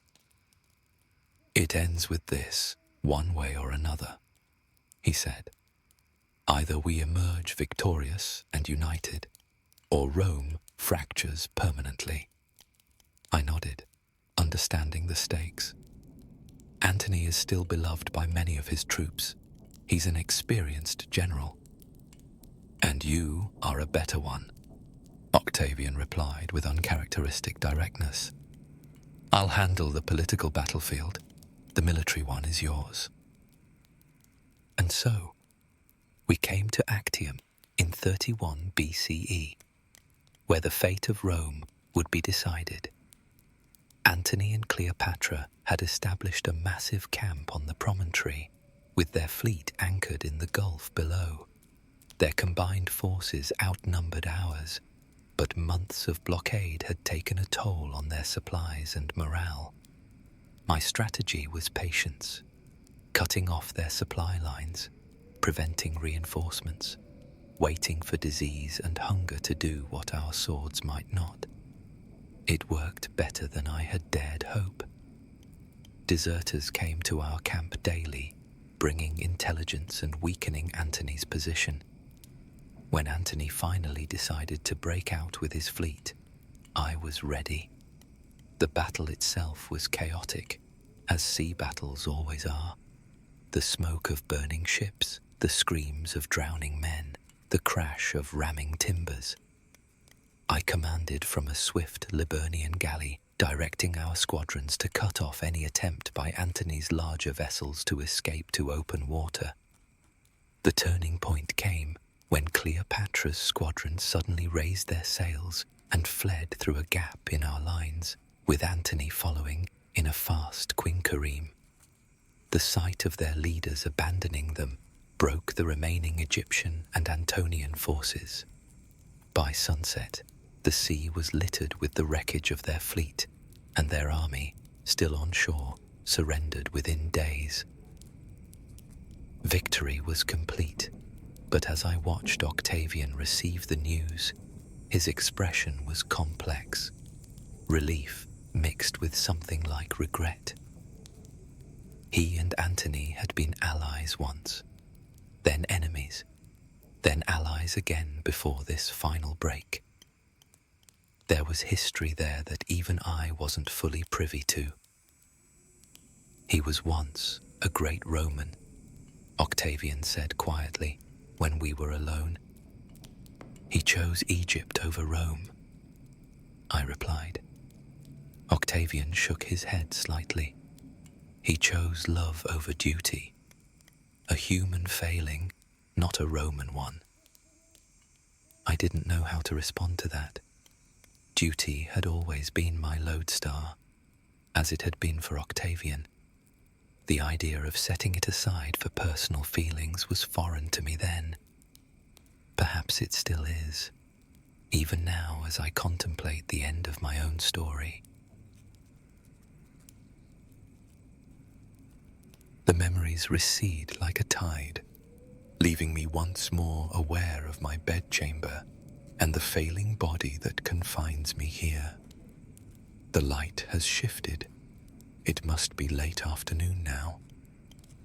My mouth is dry again, but before I can call for water, I hear voices in the antechamber, one of them instantly recognizable even after all these years. Augustus enters without ceremony, dismissing my attendance with a gesture.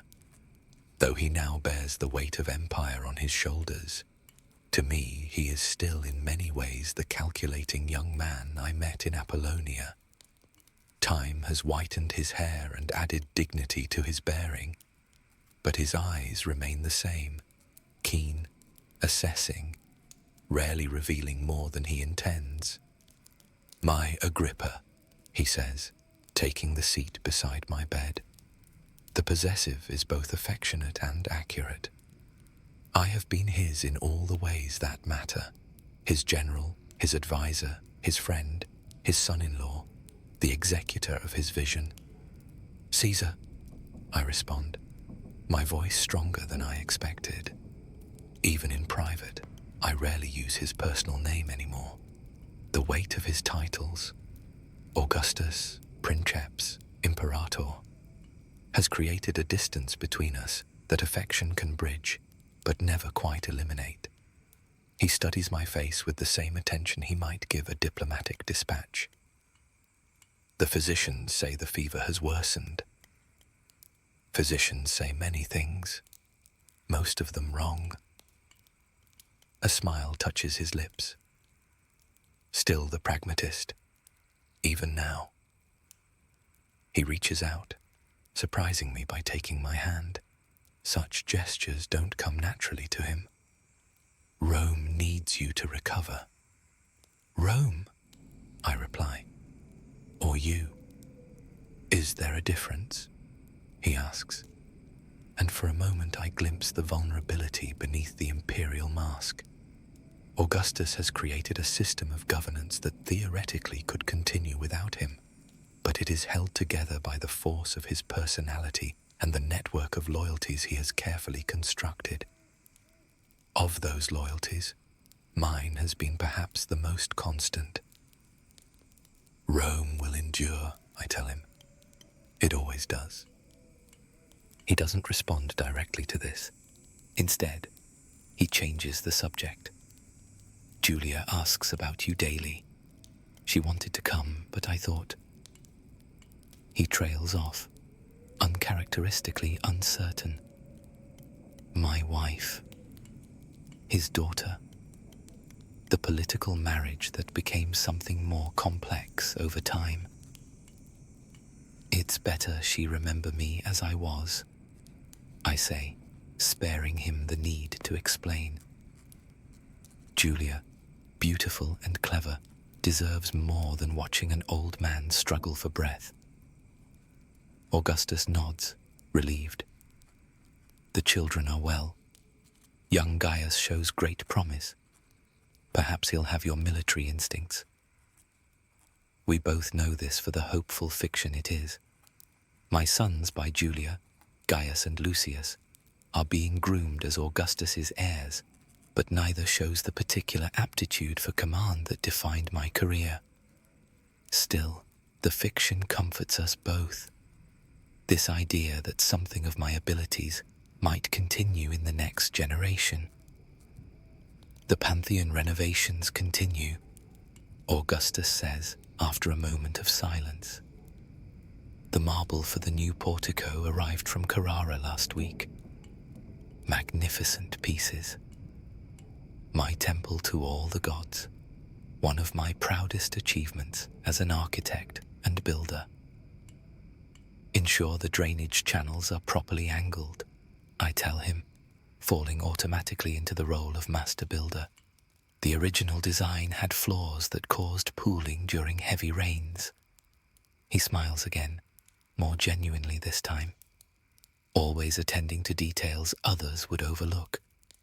That has been your gift, Agrippa, seeing what needed to be done and doing it without fanfare or glory-seeking. The compliment warms me, not just for its content, but for the sincere appreciation behind it. Augustus has never been free with praise, making his rare expressions of approval all the more valuable. We sit in companionable silence for a time, two old friends who have shared too much to need constant conversation.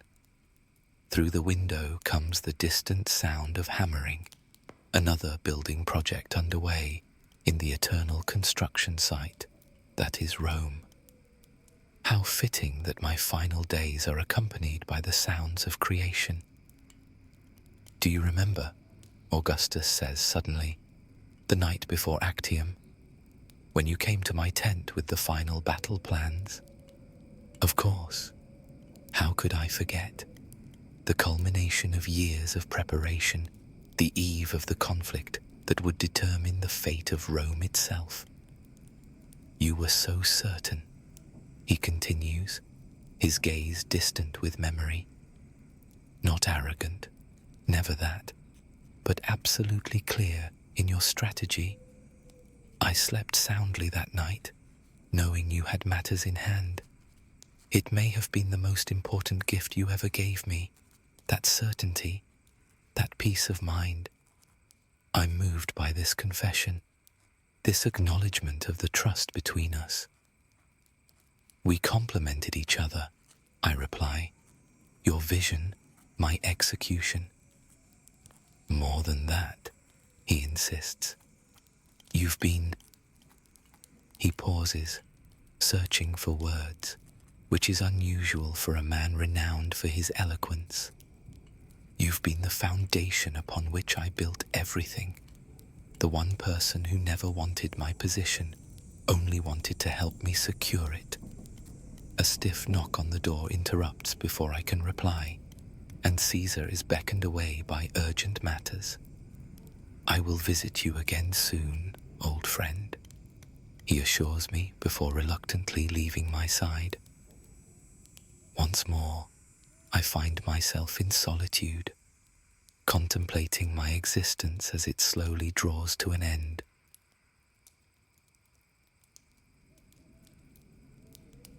After Actium, with the civil wars finally concluded, Augustus, still called Octavian then, though already holding power unmatched in Rome's history, made a declaration that has echoed through the years. I found Rome a city of brick and left it a city of marble. What fewer remember is that much of that transformation passed through my hands. Peace brought opportunity for creation rather than destruction. While Augustus consolidated his political position through careful reforms and the appearance of republican restoration, I turned my attention to the physical fabric of the city itself. I remember standing in the Campus Martius, the Field of Mars, a vast and underutilized area of Rome that had historically been used for military exercises and occasional public gatherings. Now, with legions no longer needing to assemble within the city, it presented a canvas for urban renewal. It could be the new heart of Rome, I told Augustus, as we surveyed the area one crisp autumn morning. Public buildings, gardens, baths, amenities for the people that will also serve to commemorate your victories. He considered the vision, always practical even amid grandeur. The cost would be enormous, and visible daily to every citizen, I countered. What better use for the spoils of Egypt than to improve the lives of Romans? They will associate your rule with comfort and beauty. He smiled at that, appreciating the political calculation behind the aesthetic proposal. Very well, draw up your plans, but remember our discussions on architectural language. Roman forms, not Greek excess, I finished for him. Dignity over ostentation. Augustus had strong views on architecture as an expression of political values. While he appreciated Greek artistry, he believed Roman buildings should reflect Roman virtues: strength, practicality, gravity. I shared this view, though perhaps with more flexibility regarding innovation. The Pantheon became my first major project in this new era of peace. A temple dedicated to all the gods, revolutionary in its design. Unlike traditional Roman temples, which were typically rectangular with a portico, I envisioned a circular structure crowned by a magnificent dome representing the heavenly sphere. The engineering challenges were formidable. No one had attempted a concrete dome of such scale before. I spent months working with the finest architects and builders in Rome, developing new concrete mixtures that would be lighter toward the top of the dome, innovative coffers that would reduce weight while maintaining structural integrity, and a perfectly calculated oculus at the center that would eliminate the need for a potentially weak keystone. I recall one particular argument with the master builder, a grizzled Etruscan named Varro, who had worked on projects throughout Italy. "It cannot be done," he insisted, pointing to my drawings. "A dome of this span will collapse under its own weight." "It can be done," I countered, "if we think differently about the forces involved. The dome must act as a unified structure, with stresses distributed evenly. The concrete mixture will be adjusted as we build upward, heavier at the base, lighter near the oculus." Varro shook his head, unconvinced. "Theory is not practice, Agrippa. When the centering is removed, you'll have ruins, not a temple. Then we'll ensure the centering is perfect," I replied, unwilling to abandon the vision. "And the concrete will cure fully before we remove a single support." In the end, my conviction prevailed, though I incorporated several of Varro's practical suggestions into the final design. When the dome was completed and the wooden supports carefully removed, I stood inside the temple holding my breath, half expecting to hear the ominous crack of failing concrete. Instead, there was only reverent silence as workers and architects alike gazed upward at the perfect hemisphere above. with its oculus opening to the sky like an eye to heaven. Augustus came to inspect the completed building, walking slowly around its circumference before entering the vast interior space. He stood for a long time, saying nothing, his face illuminated by the shaft of light from the oculus. "You've created something truly Roman," he said finally, "yet unlike anything Rome has seen before. It honors the gods while demonstrating the ingenuity of men."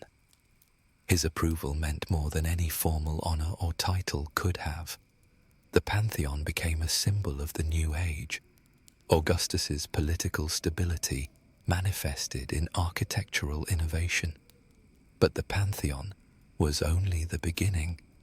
I oversaw the construction of the Septa Julia, a massive voting enclosure, the Diribitorium, the largest roofed building in Rome, where votes were counted, and the original Basilica of Neptune, commemorating our naval victories. Perhaps most significantly for the daily lives of Romans, I revolutionized the city's water system. Rome had several aqueducts already, but they were inadequate for the growing population and often poorly maintained. I restored the existing structures and built the Aqua Julia, named in honor of Augustus's family line, to bring fresh water from sources miles outside the city. Water management became something of an obsession for me. I assembled a team of engineers and established what would become the permanent water board, ensuring that the aqueducts would be maintained properly long after my time. I wrote a detailed treatise on water systems that I hope will guide future generations of builders. The culmination of this work was the creation of the first major public baths in Rome, the Baths of Agrippa, adjacent to the Pantheon. Unlike the small private bathing establishments that existed previously, these were monumental in scale and open to all citizens, regardless of wealth or status. I remember the day they opened to the public, the amazement on people's faces as they entered the soaring caldarium with its heated floors and walls, the laughter echoing in the spacious frigidarium as citizens cooled themselves after steam rooms, the animated discussions in the exercise yards and reading rooms. It was Rome as I had always envisioned it could be, civilized, communal, magnificent. Augustus came to visit on the third day, moving among the people with minimal escort. He found me in the administrative offices, reviewing supply schedules for the olive oil used in the baths. "You've given Rome more than victory," he told me, gesturing toward the sounds of the contented crowds.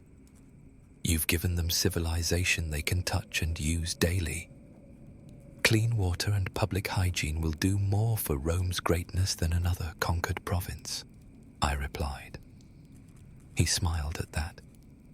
"Always practical, my Agrippa. While I concern myself with laws and governance, you ensure the sewers flow and the water runs clear." There was no mockery in his words, only appreciation for our complementary roles. Augustus understood, as few rulers do, that enduring power rests as much on functional infrastructure as on military might or political acumen. For all my achievements in war and building, family life came less naturally to me. My marriages, like much in my life, were shaped by duty and political necessity, though not without moments of genuine affection and connection. My first marriage, to Caecilia Attica, seems distant now, like something from another life. She was the daughter of Cicero's friend Atticus. a wealthy and cultured man who had managed the remarkable feat of remaining neutral during the civil wars.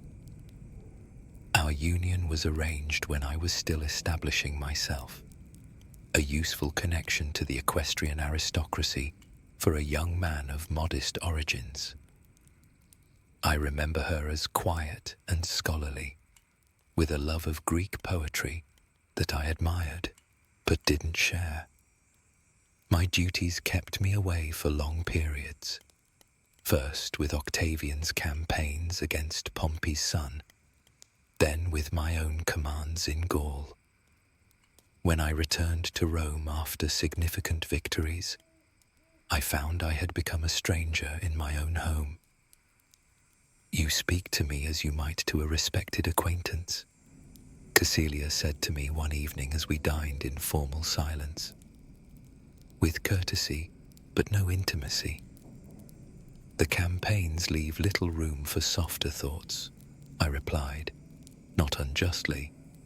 "War hardens a man, focuses his mind on survival and strategy rather than tender emotions." She studied me with sad understanding. "You've given yourself entirely to Rome and to Caesar. There is nothing left for a wife." I couldn't deny it. My path had been chosen long before.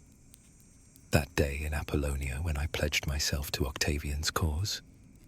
Everything since, my marriages, my family connections, my personal desires, had been secondary to that commitment. We parted without rancor. Caecilia eventually remarried, and our daughter Vipsania was raised primarily in her household, though I maintained contact and arranged her marriage to Tiberius, Augustus's stepson, when the time came. Another political alliance in the complex web of relationships that secured the imperial family's position. My second marriage to Marcella, Augustus's niece, was more explicitly political. By then, I was one of the most powerful men in Rome, Augustus's right hand in both military and civic affairs.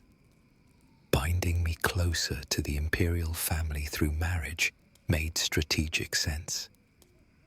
Marcella was intelligent and politically astute, well aware of her role in her uncle's grand designs. Our relationship was one of mutual respect and shared purpose rather than passion. She understood the demands of my position and made no claims on time I couldn't give. I recall one conversation that exemplified our partnership. We were attending a reception for Eastern dignitaries, standing somewhat apart from the main gathering, observing the complex dance of diplomacy and flattery. "The Parthian envoy has spoken 3 times with Sentius Saturninus," Marcella noted quietly. "They believe you favor a more aggressive Eastern policy than Augustus." "They're probing for divisions they can exploit," I replied, impressed by her observation. "We should inform your uncle." She nodded, then added, "I've already arranged to have Julia mention it casually over breakfast tomorrow. It will seem less like formal intelligence that way." I looked at her with new appreciation. "You understand the game well." "I was raised to it," she said simply. "My mother taught me that real power often works through indirect channels." In many ways, Marcella was the perfect wife for a man in my position. Politically valuable, socially adept, undemanding of emotional resources I had little capacity to provide. Yet even this carefully arranged marriage would be sacrificed to greater political necessity. When Augustus's daughter Julia was widowed by the death of Marcella's brother Marcellus, a new alignment became expedient. Julia was Augustus's only biological child, the living link in his dynastic plans. her husband would inevitably be positioned as a potential successor to the principate. "He asks too much," Marcella said, when I told her of Augustus's wish that we divorce so I could marry Julia. There was no accusation in her voice, only a clear-eyed assessment of the political reality we both understood. "It isn't my ambition," I assured her, which was true. I had never sought to be more than Augustus's most loyal supporter. "But it is his plan," she replied. "And when has either of us refused him anything?" So ended my second marriage, dissolved not through failure, but through political calculation. Marcella eventually married Iulus Antonius, son of Mark Antony, in another move that bound former opponents into the imperial system. My marriage to Julia began with more ceremony than either of my previous unions. Augustus made it clear that this was no ordinary match, but a matter of state importance. Julia was young, beautiful, and spirited, far different from my previous wives, and from me as well. Our last significant conversation remains clear in my memory. It was shortly before I left for my final campaign in Pannonia, where I contracted the illness that has remained with me since. We were in the garden of our house on the Palatine, the evening air filled with the scent of roses. "You're leaving again," she said. Not a question, but a statement of the inevitable pattern of our lives. "The situation requires personal attention. The tribal confederations are growing bolder." She nodded, picking a rose and twirling it between her fingers. "My father says you're the only one he trusts to resolve it without excessive bloodshed. He exaggerates my abilities, as always." "No," she said, looking directly at me with an intensity that was startling. "He doesn't. I've grown up watching you both. My father imagines what Rome could be. You make it real. He provides the will. You provide the way." I was moved by this assessment, coming from someone who had observed the partnership between Augustus and me from a unique perspective. "You understand more than you reveal," I said. A sad smile touched her lips. "I am my father's daughter. Understanding power is my inheritance, even if wielding it never will be." She hesitated, then added, "I haven't been the wife you deserved, Agrippa." "Nor I the husband you deserved," I replied honestly. "We have done our duty to Rome and to your father. Perhaps that is all that can be asked of either of us." She stepped closer then, and in a gesture that surprised me, placed the rose she'd been holding in my hand, closing my fingers around it. "Return safely," she said. "The children need their father." I did return, but already ill, the mysterious fever from the Pannonian marshes sapping my strength.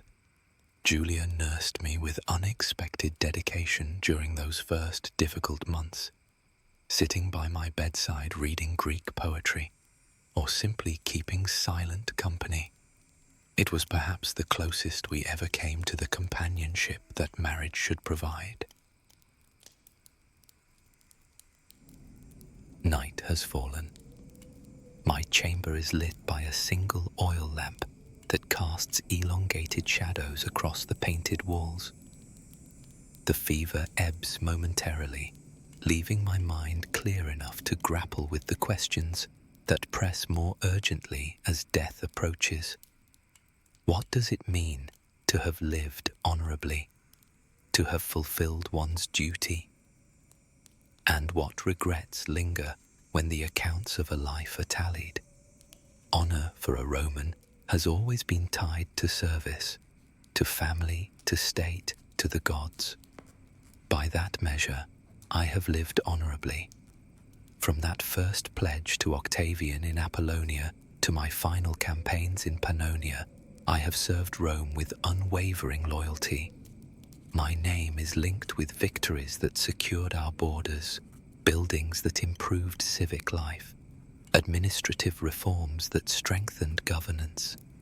And yet honour is more than the accumulation of public achievements. It resides also in personal conduct, in the keeping of one's word, in fairness toward allies and enemies alike. I think of the proscriptions after the formation of the Second Triumvirate, the death lists that claimed Cicero and hundreds of others deemed enemies of the new regime. Though I did not draw up those lists, I did not oppose them either. I accepted the political necessity of eliminating opposition, the brutal arithmetic of power consolidation. Was that honourable? Or was it a compromise with evil that taints everything that came after? Such questions have no simple answers. Rome was drowning in civil war. The Republic had failed, corrupted from within by ambition and inequality. Something new had to emerge from the chaos. Augustus's vision, his restoration that was really a transformation, offered stability after decades of bloodshed. If some blood was spilled to secure that stability, history might judge it a necessary price. Or so I have told myself through the years. Duty is clearer to me than honour. I have always known my duty and fulfilled it without hesitation. When Augustus needed a general, I led armies. When he needed an administrator, I managed provinces. When he needed an architect, I built monuments.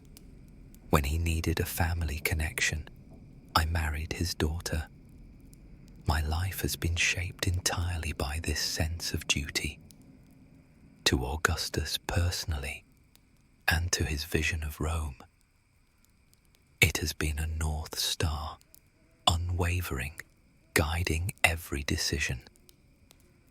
There is comfort in such clarity of purpose, in knowing one's place in the order of things. Yet duty, too, has its complexities. There were times when my duty to Augustus seemed at odds with my duty to Rome itself. Moments when his personal interests diverged from the public good. Few in position to observe would have noticed these divergences. They were subtle, matters of emphasis rather than outright conflict. In such moments, I typically found ways to reconcile the competing claims, to serve both the man and the state he embodied, but not always, not perfectly. Regrets. The word itself carries weight, pressing down on my chest alongside the illness that steals my breath. What do I regret? Looking back across the span of 51 years, I regret the men who died under my command in unnecessary engagements, battles fought for strategic advantage rather than defensive necessity. War has its own logic, its own momentum, and even the most judicious commander sometimes sacrifices lives for objectives that later seem insignificant. I regret aspects of my family life, the distance I maintained from my first daughter, the political nature of my marriages, my inability to give more of myself to my children. Duty to Rome left little room for duty to family, and that balance may have been wrong. Most poignantly, I regret that I will not see my sons grow to manhood, will not guide them through the complexities of the position they will inherit. Gaius and Lucius are still boys, being groomed as Augustus's heirs. Will they understand the delicate balance of power their grandfather has created? Will they maintain the fiction of a republic that overlays the reality of monarchical rule? I have tried to instill in them the values that have guided me: loyalty, duty, practical wisdom. But they are being raised in luxury as princes of the imperial house, not as common soldiers who must earn advancement. I fear they lack the tempering experiences that forge character. Yet, I remain hopeful that they will honor the legacy bestowed upon them. I have to, as I hope to see them again one last time before the fever takes me. Morning brings a curious clarity, as if the night's reflections have settled something within me. The physicians exchange meaningful glances when they examine me. They need not speak their prognosis aloud. My body, once capable of enduring forced marches and the rigors of campaign life, now betrays me with each labored breath. Visitors come throughout the day, senators paying respects, military officers I once commanded, architects and engineers I've worked with on Rome's transformation. Each conversation feels weighted with finality, with words chosen carefully to honor what we all know is a farewell. Midday brings Tiberius, Augustus's stepson, and the husband of my daughter, Vipsania. Our relationship has always been complicated, a mixture of professional respect and personal tension. He stands stiffly at my bedside, discomfort evident in his rigid posture. The Pannonian situation is stable, he reports, as if delivering a military briefing. Your arrangements there have proven effective. You'll need to maintain a presence along the Danube, I tell him, falling into the familiar role of advisor. The tribal confederations respect strength above all. He nods, making a mental note. Then, with visible effort, he shifts to a more personal tone.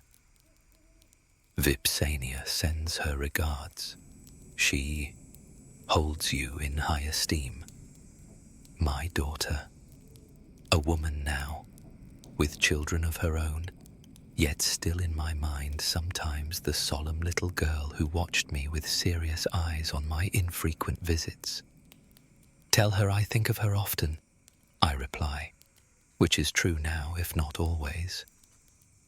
Tiberius hesitates, then adds, Your grandchildren are well.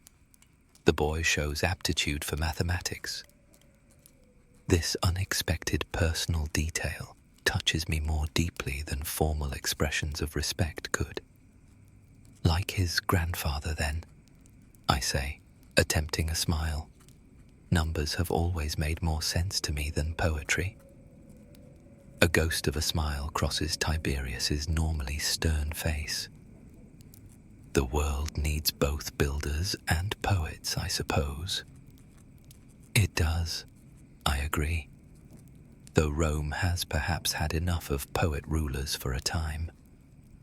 We both know I refer to Antony, whose poetic pretensions accompanied his downfall. After he leaves, my sons are brought in, Gaius, 12 years old, and Lucius, 9, both wearing the serious expressions of children trying to comprehend mortality. They stand beside my bed, uncertain and solemn in their youth. Come closer, I tell them, and they approach, Gaius protective of his younger brother. I study their faces, searching for traces of myself, of Julia, of the future they represent. You must listen carefully now. There are things I may not have another chance to tell you. They nod in unison, their eyes wide. You have been born to extraordinary privilege, I begin, choosing my words with care. Your grandfather has placed Rome's future in your hands. This is both an honor and a terrible responsibility. We will make you proud, father, Gaius says earnestly. Pride is less important than wisdom, I tell him. Learn to listen before you speak. Observe before you act. Understand that power exists to serve Rome, not to serve itself. They absorb this solemnly, though I wonder how much meaning these abstract concepts hold for children their age. Perhaps the words will return to them later, when they face the realities of leadership. Remember that buildings and monuments mean nothing if the people suffer, I continue. I have built aqueducts because clean water matters more than marble statues. I have created public baths because the well-being of ordinary Romans creates stability more surely than military conquest. Lucius, always the more sensitive of the two, reaches out hesitantly to touch my hand. Will you get better, Father? The directness of the question, the hope in his young face, these pierce me more deeply than the physical pain of my illness. No, Lucius, I answer honestly. My time is ending, but yours is just beginning, and that gives me joy. The afternoon wears on. I drift in and out of sleep, the fever climbing again. Voices murmur outside my chamber, and then Augustus is there once more, alone this time, dismissing even his personal attendants. He looks tired, the weight of empire evident in the lines of his face. For a moment, I see not the Augustus of official portraiture, the ageless, serene princeps, but Octavian, as he truly is, a man of 50 who has survived plots, wars, and personal tragedies to create an unprecedented peace. You should rest, I tell him, my voice weaker than I would like. There will be time enough for rest, he replies, taking his customary seat beside my bed. Today, I would speak with my friend while I still can. The simple honesty of this statement affects me deeply. For all the political calculations that have defined our relationship, the friendship at its core has been real. We discuss the water system for a time, then the progress on various building projects, the situation in the provinces, the training of the Praetorian Guard. It is comfortable, familiar ground, the business of empire that has occupied our attention for decades. Eventually, though, the conversation turns more personal. What troubles you, Caesar? I ask finally, sensing something unspoken beneath his unusual philosophizing. He meets my gaze directly. The succession. Tiberius lacks something essential. Your sons are too young. Julia. He trails off, pain crossing his features at the mention of his daughter, whose behavior has become increasingly problematic. You've created institutions that can endure beyond individuals, I remind him. The Principate, the Senate, the administrative structures. Institutions shaped by and dependent on individuals, he counters. You know this better than anyone. Your death. He stops, composing himself. Your death leaves a void that cannot be filled. The naked admission of what my passing will mean to him personally moves me beyond words for a moment. We have rarely spoken so directly of our friendship, preferring to express it through action and shared purpose rather than emotional declarations. You will find other hands to execute your vision, I say finally. Not like mine, perhaps, but capable in their own ways. It isn't just your competence, he says, frustration edging his voice. It's your perspective, your counterbalance to my tendencies. You've never feared to tell me when I was wrong. I watch Augustus struggle with words, his usual eloquence faltering.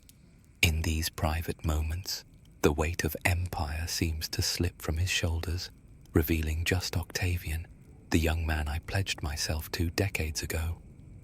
When we were young, he says softly, did you ever imagine we would come this far? Not specifically, I admit, my voice growing weaker. But I knew you were destined for greatness. He laughs, though the sound holds little mirth. My greatness, as you call it, was built on your loyalty. The marble facade of Augustus rests on the solid foundation of Agrippa. The fever burns hotter now. I feel it consuming me from within, yet my mind remains clear enough to recognize the rare vulnerability in his expression. Rome has never known a ruler like you, I tell him. And I will never know another friend like you. His voice breaks slightly. How will I rule without your counsel? Who will tell me when my ambition outpaces wisdom? Who will... He stops abruptly, composing himself with visible effort. You will find your way, I assure him, though each word costs me more effort. You always have. With you beside me, he insists, leaning closer. Always with you beside me. Even at Actium, it was your victory, not mine. The aqueducts, the Pantheon, the peace we've built, all bear your imprint more than mine. A spasm of pain grips me, and I cannot hide my grimace. Augustus calls for the physicians, but I wave them away with what strength remains in my arm. No need, I whisper. It's time. Not yet, he says, and for once, the most powerful man in the world cannot command what he wishes. Please, Agrippa. I feel my grip on life loosening, like a ship casting off its mooring lines. It has been the greatest honor, I manage, each word a struggle against the tide pulling me away. The honor was mine, Augustus says, now holding my hand tightly in both of his. His imperial mask has fallen completely away, leaving only raw emotion. My friend, my Agrippa. I try to speak again, to tell him one last time of my faith in him, in Rome, in what we've built together. But the words won't come. Instead, I squeeze his hand with the last of my strength, hoping he understands what I cannot say. Darkness gathers at the edges of my vision. The pain recedes. I hear Augustus speaking, his voice seeming to come from very far away, and then the darkness takes me. Augustus remains motionless long after the final breath leaves Agrippa's body.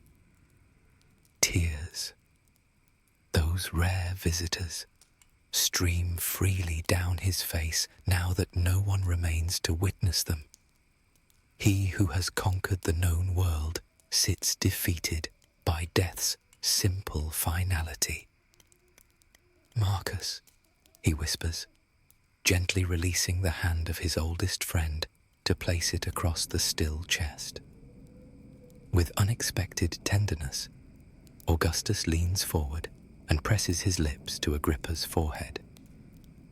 The silence of the chamber presses against him like a physical weight. For the first time in decades, Augustus feels utterly alone with his thoughts, without the steady counterbalance that Agrippa had always provided. How shall I rule without you? He asks the silent room, his voice breaking. How shall Rome stand without her greatest builder? The Senate will speak empty praises tomorrow, not understanding what we've truly lost, what I've lost. He studies the face before him, now peaceful in death. How strange to see those features, once so animated with practical intelligence, now still and silent. The face that had been beside his own through triumph and disaster, through the building of an empire. They will never know, Augustus murmurs, that half of what they attribute to me was your doing. A lifetime of memories floods through him. 2 young men in Apollonia, planning a future neither could fully envision. The tense councils of war before Actium, standing together as the dome of the Pantheon was completed. The quiet evenings discussing the future of Rome over wine. I loved you more truly than perhaps anyone in this life, he confesses to unhearing ears. Not for what you could give me, though you gave everything, but for who you were, the one man who never feared to tell me the truth. He rises slowly, suddenly looking older. The weight of empire, once shared between them, now rests on his shoulders alone. At the doorway, Augustus pauses for one last look. I will miss you dearly, old friend, he says softly. May you find peace with the gods you honored through your works. He straightens his shoulders with effort, composing his features into the imperial mask that the world expects. Rome waits, and Augustus must continue without his most trusted advisor, his most loyal general, his dearest friend. The door closes with a gentle finality behind him, but not before a final whisper escapes his lips. Farewell, my Agrippa.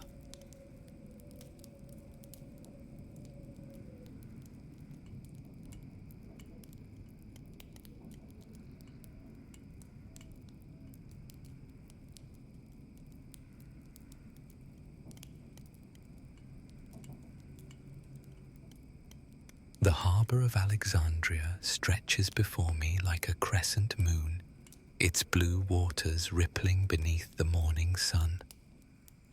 I have been to many ports across our expanding empire, but none compare to this meeting place of worlds where Rome's practicality collides with Egypt's ancient splendour. My name is Hermes, not by birth, of course. My mother called me Titus Valerius Priscus, but when I became Caesar Octavian's trusted dispatcher, the men began calling me after the messenger god. The name suited my swift feet, and some say my silver tongue. Today, I carry words that will shape history. As I disembark, I clutch the sealed documents in my satchel. Octavian's terms for Marcus Antonius, not Antony, as his soldiers affectionately call him, but Marcus Antonius, private citizen of Rome. Caesar's wording is deliberate. The man who was once triumvir, once consul, once the most celebrated general in Rome, has been stripped of titles in these carefully crafted letters.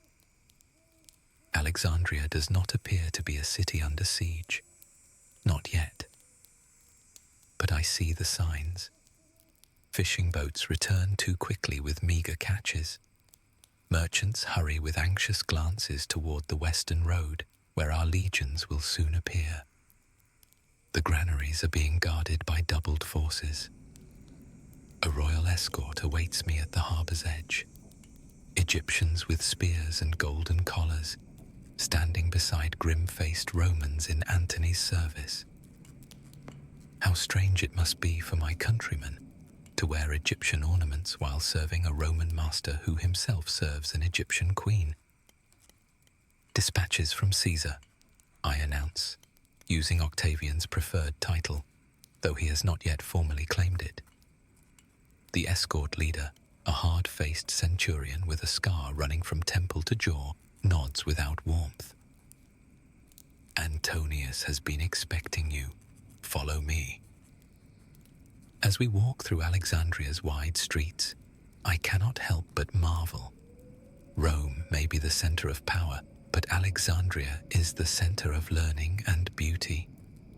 The great lighthouse still towers in the distance, though today its fire is unlit. The marble buildings gleam white against the blue sky, their columns both familiar and foreign, Greek designs infused with Egyptian motifs. We turn toward the royal palace quarter, and I wonder, not for the first time, what I will find there. What remains of the great Marcus Antonius, the hero of 100 battles, Julius Caesar's most trusted general, now reportedly lost in luxury and wine? And what of Cleopatra, the queen who bewitched two of Rome's greatest men? As I approach, something catches my eye. Crude graffiti marking the walls surrounding the opulent structure. One Latin phrase appears repeatedly among the Egyptian hieroglyphs and Greek letters. Carpe diem, I mutter to myself. Seize the day, for tomorrow is uncertain. For Antony and Cleopatra, I suspect, their tomorrows are dwindling rapidly. The palace gates loom before me, and I await entry to the golden prison of a man who'd once been one of Rome's greatest generals.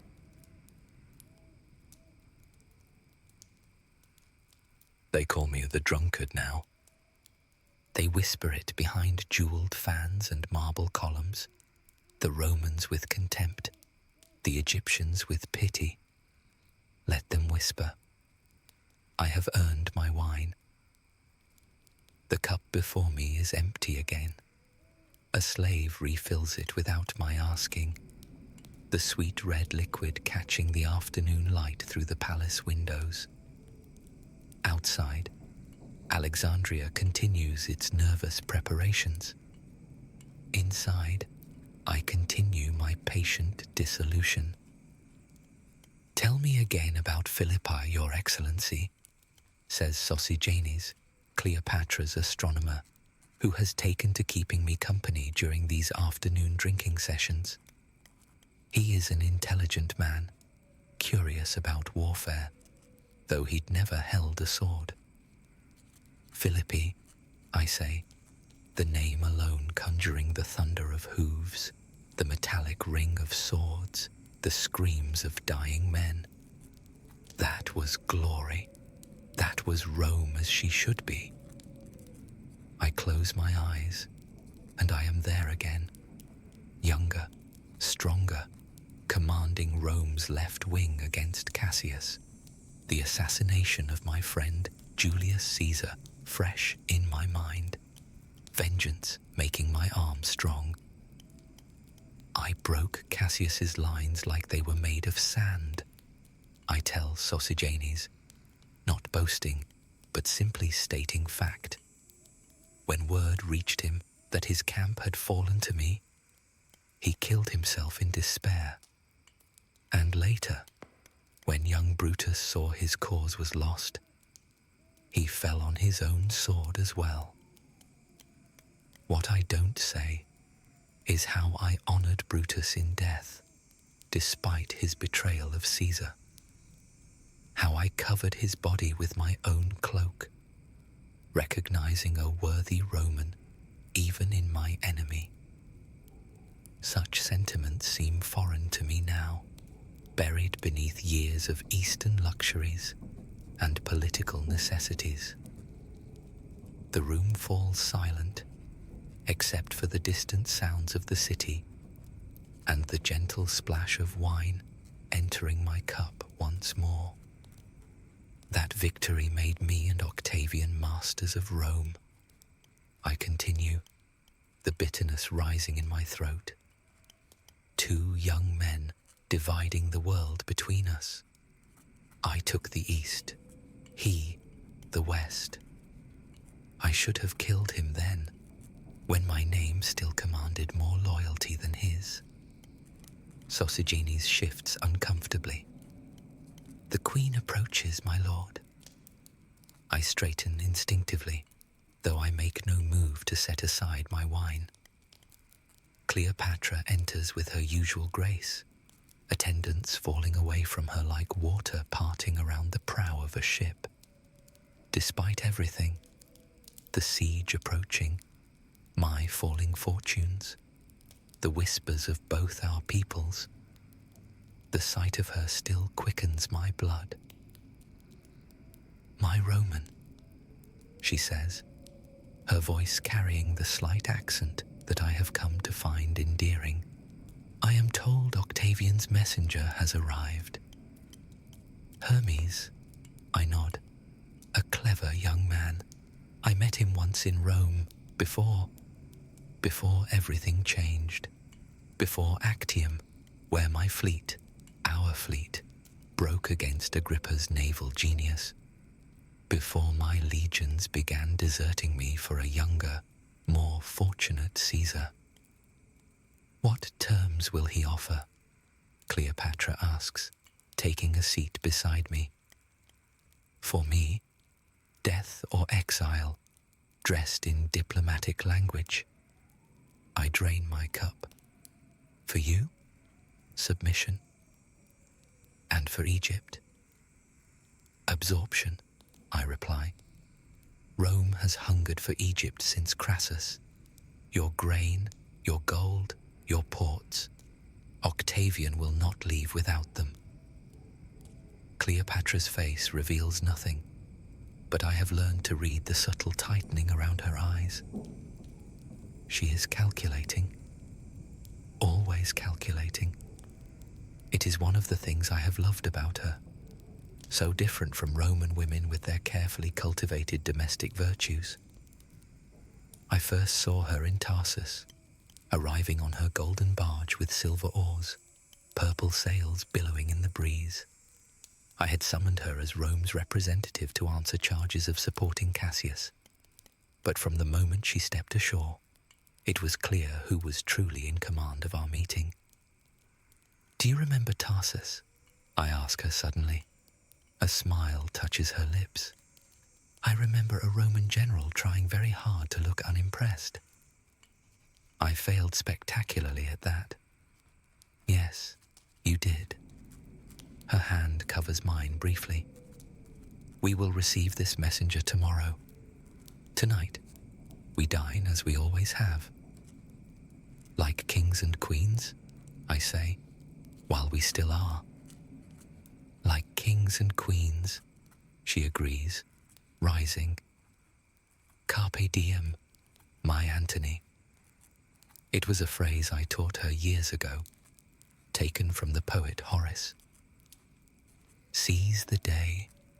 We have seized so many, bright days of victory and passion, dark days of defeat and perseverance. Now our days grow short, and Octavian's shadow lengthens across the Mediterranean toward our door.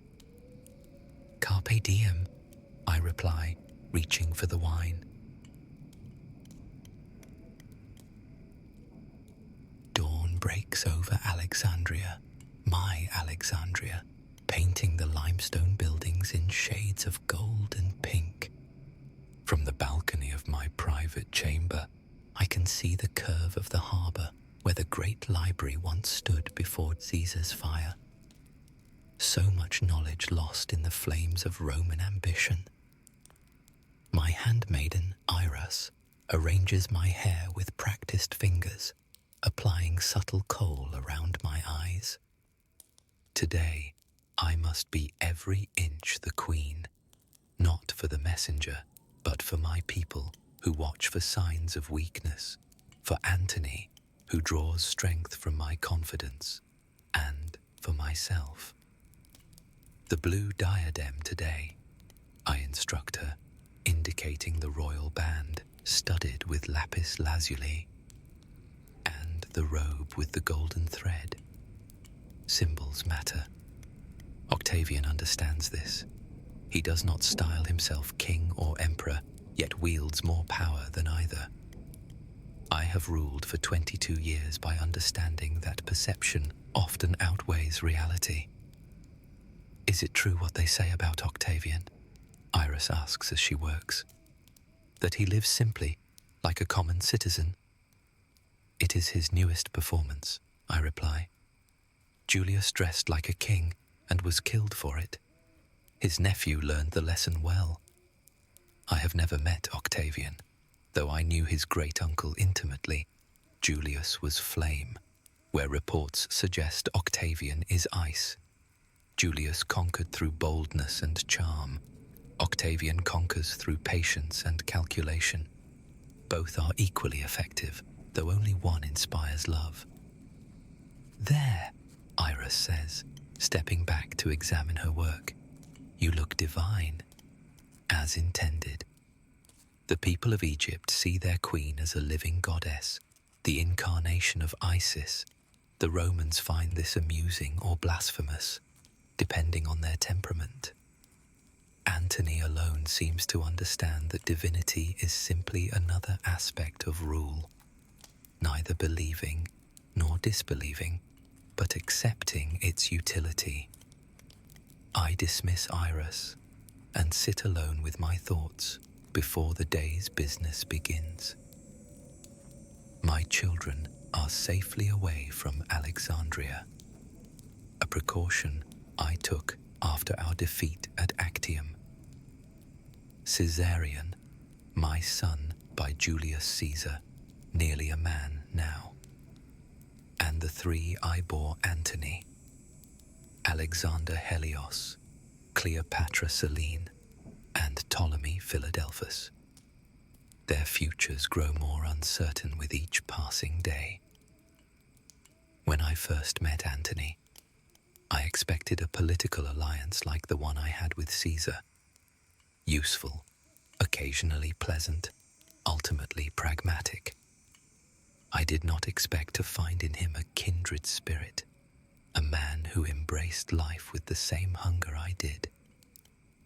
I did not expect love.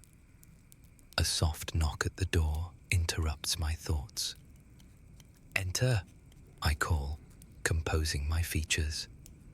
Charmian, my most trusted advisor, steps in with a scroll in hand. Reports from our eastern border, Your Majesty. Herod maintains his neutrality publicly, but has sent supplies to Octavian's army. Herod hedges his bets, I observe, prudent if disloyal. There is also word that Octavian has spoken against you in the Roman Senate, not just against Antony, but against you specifically. This is not surprising, but still stings. What does he call me? Witch? Foreign temptress? The Egyptian woman, Charmian says. He refuses to use your name, referring to you only as the Egyptian woman who has bewitched a once great Roman. I laugh, though there is little humor in it. How clever. He makes me nameless, reduces me to my foreignness. I stand, smoothing my robes. Well, this Egyptian woman has ruled her kingdom longer than Octavian has ruled anything. Remember that when we meet his messenger. As I make my way through the palace corridors toward the throne room, I pass the chamber where our remaining treasure is kept. After Actium, we converted much of it to fund our defenses, but enough remains to maintain the appearance of prosperity. Appearances, always appearances. The throne room awaits, sunlight streaming through high windows onto marble floors. Antony is already there, looking more sober than usual, dressed in Roman military attire, rather than the Greek clothes he has favored in recent years. Another calculated choice. He presents himself as Roman to a Roman messenger. As I take my place on the royal dais, our eyes meet briefly. In that glance passes an understanding that has grown between us over the years. Whatever comes, we face it together. Announce the messenger, I command, and the great doors swing open.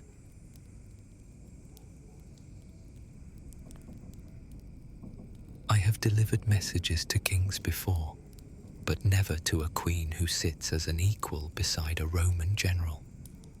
The throne room of Alexandria's royal palace is a study in carefully balanced symbolism, Egyptian hieroglyphs alongside Greek motifs, with just enough Roman eagles to acknowledge Antony's heritage. Hermes, messenger of Caesar Octavian, the herald announces, his Egyptian accent transforming my Latin name into something more exotic. I approach the dais and bow, deeply enough to show respect, but not enough to suggest that Octavian considers them his superiors. Such nuances matter in diplomacy. Rise, messenger, Cleopatra says in perfect Latin, and speak your master's words. I straighten and unroll the first scroll. Caesar Octavian sends greetings to Queen Cleopatra of Egypt and to Marcus Antonius, citizen of Rome. Antony's jaw tightens at the deliberate omission of his titles, but he says nothing. Up close, he is both more and less than his reputation suggests. His legendary strength is evident even in repose, but his face shows the marks of recent dissipation, the redness around his eyes, the slight puffiness beneath them. Cleopatra, by contrast, appears every inch the ruler. Composed, regal, her famous beauty subtle, but undeniable. She is not the temptress of Roman propaganda, but something perhaps more dangerous. A woman of evident intelligence, watching me with eyes that seem to dissect my every gesture. I read Octavian's message, couched in formal diplomatic language that does little to soften its substance. Surrender, or face destruction. Antony is offered exile to Athens if he relinquishes all claims to power. Cleopatra may retain her throne if she executes Antony herself and acknowledges Roman suzerainty over Egypt. When I finish, silence fills the vast chamber. The queen's expression remains impassive, though I notice her fingers tighten slightly on the arm of her throne. Caesar is generous, Antony says finally, his voice tinged with irony. Athens is pleasant this time of year. And does Caesar's generosity extend to my children? Cleopatra asks, her voice cool and controlled. I hesitate. Octavian gave me no specific instructions regarding this question. Caesar is known for his clemency, Your Majesty. I am certain arrangements would be made for their care. Their care or their execution, Antony interjects. Caesarion has a stronger claim to Julius Caesar's legacy than Octavian ever did. Do you think he would allow that threat to remain? I maintain my diplomatic composure. I convey messages, Marcus Antonius. I do not make policy. A convenient position, Cleopatra observes. Tell me, Hermes, what do you see when you look at Alexandria? Not as Octavian's messenger, but as a Roman who has traveled the world.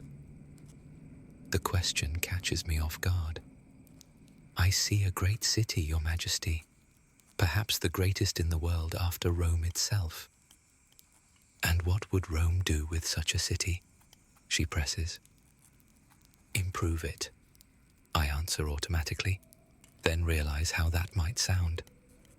That is to say, no need to correct yourself, she interrupts with a small smile. I understand Roman improvements quite well. New aqueducts, new temples to Roman gods, new tax collectors. Antony laughs suddenly, a booming sound that echoes through the chamber. You see, Hermes, this is why she rules and we merely fight. She sees beyond the sword to what follows. I find myself warming to them despite my loyalty to Octavian. There is something compelling in their presence, not just power, but a certain vitality that seems to fill the space around them. "We will consider Caesar's terms," Cleopatra announces, rising from her throne. "You will remain as our guest until we provide our answer." "I am instructed to return within 3 days, Your Majesty." "And so you shall," she assures me, "with our response.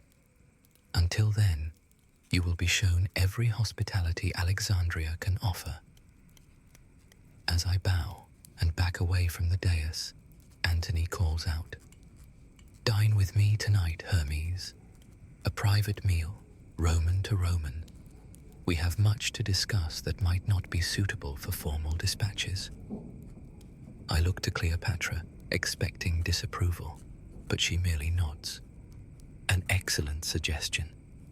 The messenger should see both sides of Alexandria, its Egyptian heart and its Roman appetites. That evening, in Antony's private chambers, I discover what he meant.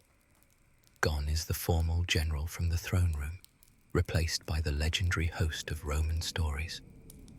A small feast is laid out, wine flows freely, and Antony himself reclines on a couch, more Greek in his manners now than Roman. "Sit, sit," he urges, gesturing to another couch. "The food here is excellent, Egyptian cooking with Greek influences, like everything in this remarkable city." I accept a cup of wine, noting its superior quality. "You seem to have adapted well to Alexandria, Marcus Antonius." "Antony," he corrects.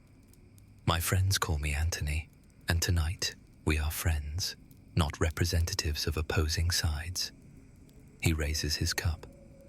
"To Rome, whatever version of her survives this conflict." I drink to the toast, though cautiously. "You speak as if Rome herself is at stake, not just your position within her." "Isn't she?" Antony leans forward. "The Republic died with Caesar, Hermes. What Octavian builds in its place will determine Rome's soul for generations. Will it be a Rome of lists and executions, of careful bookkeeping and provincial management? Or could it be something grander, a Rome that embraces the best of all her conquests?" His eyes are clear despite the wine, passionate in a way I hadn't expected from reports of his decline. "You believe your vision of Rome could have prevailed?" I ask. "I believe it still might, in some form." He gestures expansively. "Look around you. Alexandria is what Rome could become. A true center of the world, not just its conqueror. Science, art, philosophy flourishing alongside military might.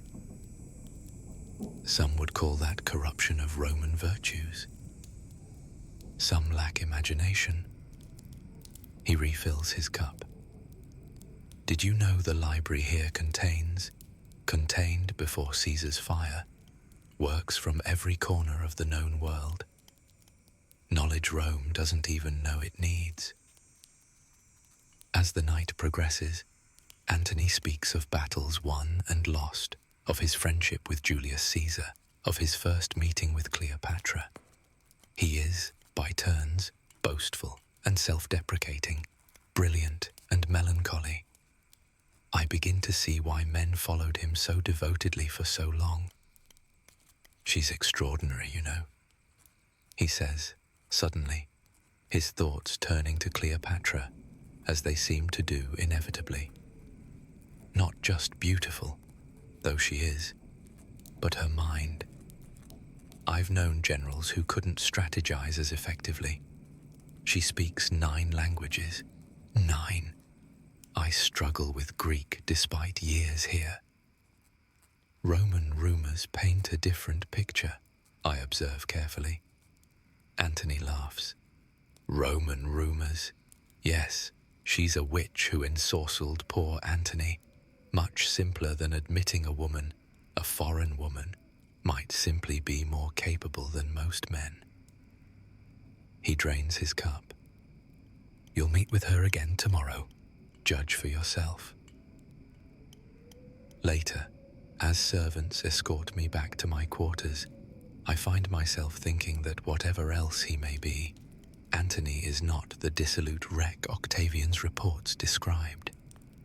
There remains something of the great general in him, something that might yet pose a threat if properly roused. I wonder if Octavian knows this, and if that knowledge drives his determination to see Antony eliminated rather than merely defeated. The horns sound before dawn. Roman horns, their brassy voices carrying over Alexandria's walls. I am already awake, the familiar pre-battle clarity having replaced yesterday's wine-soaked haze. My armor feels heavier than it once did, or perhaps it is merely the weight of what today represents. They've reached the western approaches, Rufus reports. My last loyal centurion. He has been with me since Gaul. 3 legions visible so far, more arriving by the hour. I nod, buckling my sword belt. And the Egyptian forces? In position, though. He hesitates. Speak freely, old friend. Their hearts aren't in it, General. They'll fight because the Queen commands it, but they know what's coming. What's coming is the end, one way or another. Octavian's 3 legions will soon be 5, then 8. My remaining forces are a patchwork, loyal Romans intermixed with Egyptian troops and foreign mercenaries. We are outnumbered, outmaneuvered, and fighting with our backs to the sea. Yet as I walk through the palace toward the stables, I feel a curious lightness. Months of uncertainty are ending. Battle focuses the mind wonderfully. No room for regrets or might-have-beens when men are trying to kill you. Cleopatra awaits by the palace gates, surrounded by her guards. She has forsaken her royal regalia for a simpler dress, her hair bound back practically. This is not the queen who dazzles from a throne, but the ruler who manages grain shipments and tax collections. The mausoleum is prepared, she says without preamble. We have discussed this contingency. Her royal tomb, recently completed, has been stocked with treasure and provisions. If the city falls, she will seal herself inside rather than be captured. It won't come to that, I tell her, though we both know it likely will. Antony. She steps closer, her voice lowering. If you should fall, I'll send word, I promise. You'll have time to secure yourself and the treasure. What remains unspoken is that Cleopatra has been consulting with her physicians, procuring potent poisons, and even keeping a venomous asp close at hand, all in preparation for a noble suicide should the worst befall us, ensuring she will never be paraded as a captive through Rome's streets. I cannot blame her. I've seen such processions, seen proud kings and queens reduced to spectacles before jeering crowds. She reaches up, her hand cool against my cheek. Fight well, my Roman. But if retreat serves better than glorious death, choose retreat. I would rather have you alive at my side than glorified in memory. I cover her hand with mine. When did you become so practical about glory? When I realized I preferred your snoring to heroic eulogies, she replies with a flash of humor. We kiss briefly, aware of the eyes upon us. Then I mount my horse and ride toward the western gate, Rufus and my remaining officers falling in behind me. The day passes in the familiar chaos of battle. Octavian, no, his general Gallus, for Octavian himself remains prudently distant, tests our defenses systematically. We repel the first assaults, even manage a successful cavalry charge that sends their left flank into temporary disarray. By midday, I allow myself a moment of hope. We might hold them off longer than expected, perhaps force better terms. By afternoon, that hope dies as 2 more legions arrive from the south, threatening to encircle us. I order a fighting retreat to the secondary defensive line, losing men with every step back toward the city center. Sweat stings my eyes. My sword arm aches. I am no longer young, and the years of Egyptian comfort have taken their toll. Yet some muscle memory remains, some remnant of the general who broke Cassius's lines at Philippi. I cut down a standard-bearer, rally a faltering Egyptian phalanx, drive back a Roman centurion whose face is vaguely familiar, perhaps someone who once served under me. As dusk approaches, disaster strikes. Our Egyptian cavalry, positioned to protect our right flank, suddenly wheels about and rides east, away from the battle, not retreating, but deserting, their commander having evidently struck a deal with Octavian's forces. Sound the general retreat, I order Rufus. We can't hold with the right flank exposed. The men are still fighting well, he protests, which is why I want them alive for tomorrow. I snap. Sound the retreat while we still have order. The withdrawal becomes a rout, though my Roman veterans maintain discipline, forming a protective rear guard as we fall back to the city. Night falls as the last of our forces pass through the gates, which close with an ominous finality behind us.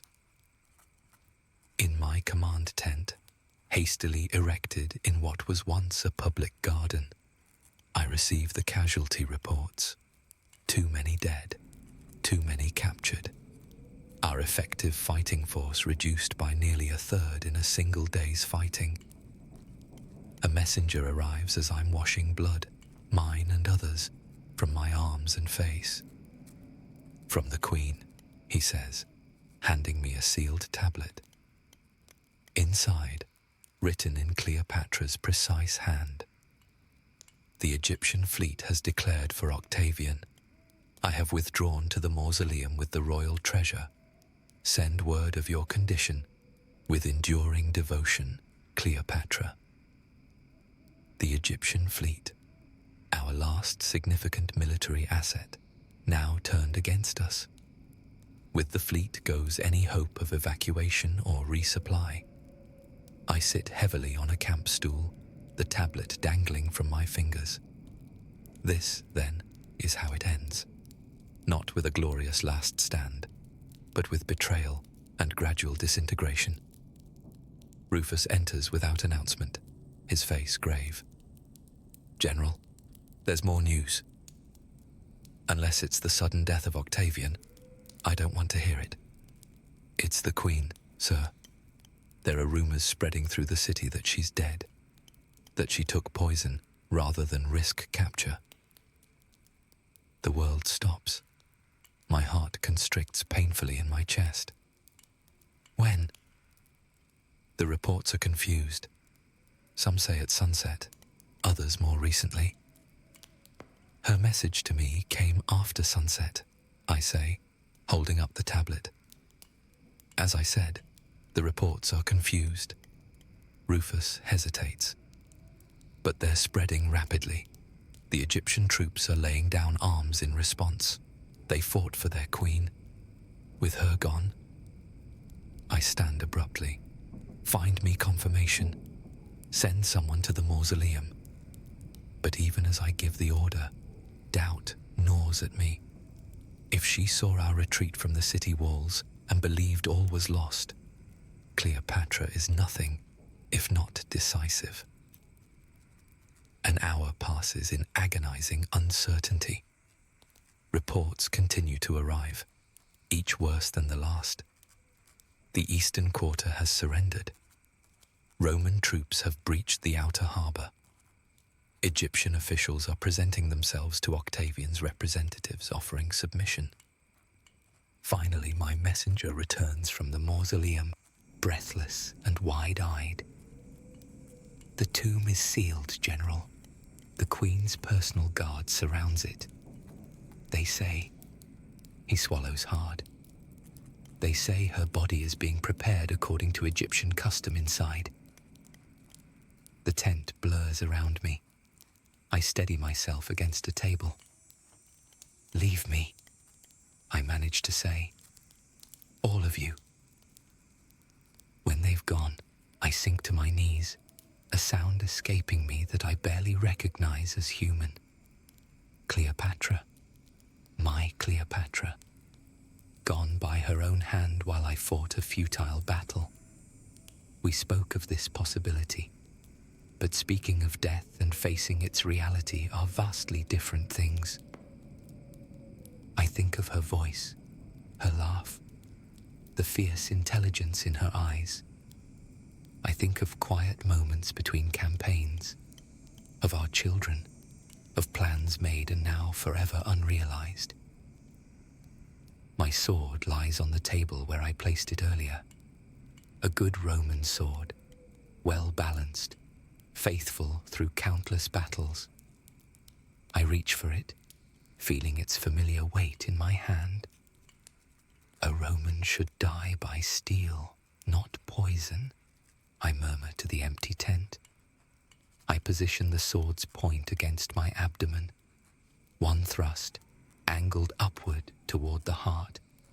A soldier's death, honorable, if not glorious. My hand trembles, not from fear, but from a sudden, overwhelming clarity. All my life, battles fought, glories won, mistakes made, distilled to this singular moment. I will see you soon, my love, I whisper, driving the blade home. The pain is immediate and intense, but also strangely distant. I fall forward, blood spreading across the tent's floor. It takes longer than expected. My thoughts wander. Somewhere in the growing darkness, I hear shouting. Rufus's voice. Others, hands lifting me. Movement. Consciousness returns in fragments. I am being carried. There are stairs, steep and narrow. Torchlight flickers against stone walls. Still alive, someone says. The mausoleum, says another. Then, impossibly, her voice. Bring him to me, quickly. The darkness recedes momentarily. I see her face above me, pale but very much alive, her eyes wide with horror. Antony, she whispers. My Antony, what have you done? They said, you were dead. My voice sounds distant to my own ears. A rumor.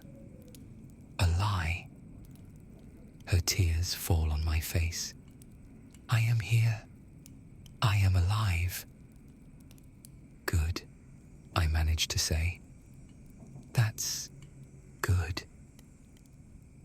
The pain is fading now, replaced by cold that creeps from my extremities inward. I know what this means. I have seen too many men die on too many battlefields not to recognize death's approach. Listen to me, I say, summoning my remaining strength. Negotiate with Octavian. He wants Egypt intact. Use that. Save yourself. Save our children. Don't speak. Save your strength. Her voice breaks. No time. I reach for her hand, Find it, clutch it with fading strength. You were the best of my life, the very best. And you of mine, she whispers fiercely. The cold reaches my chest. My vision narrows to her face alone, everything else fading to darkness. Seize whatever days remain, I tell her. Carpe. The word dies on my lips as darkness claims me.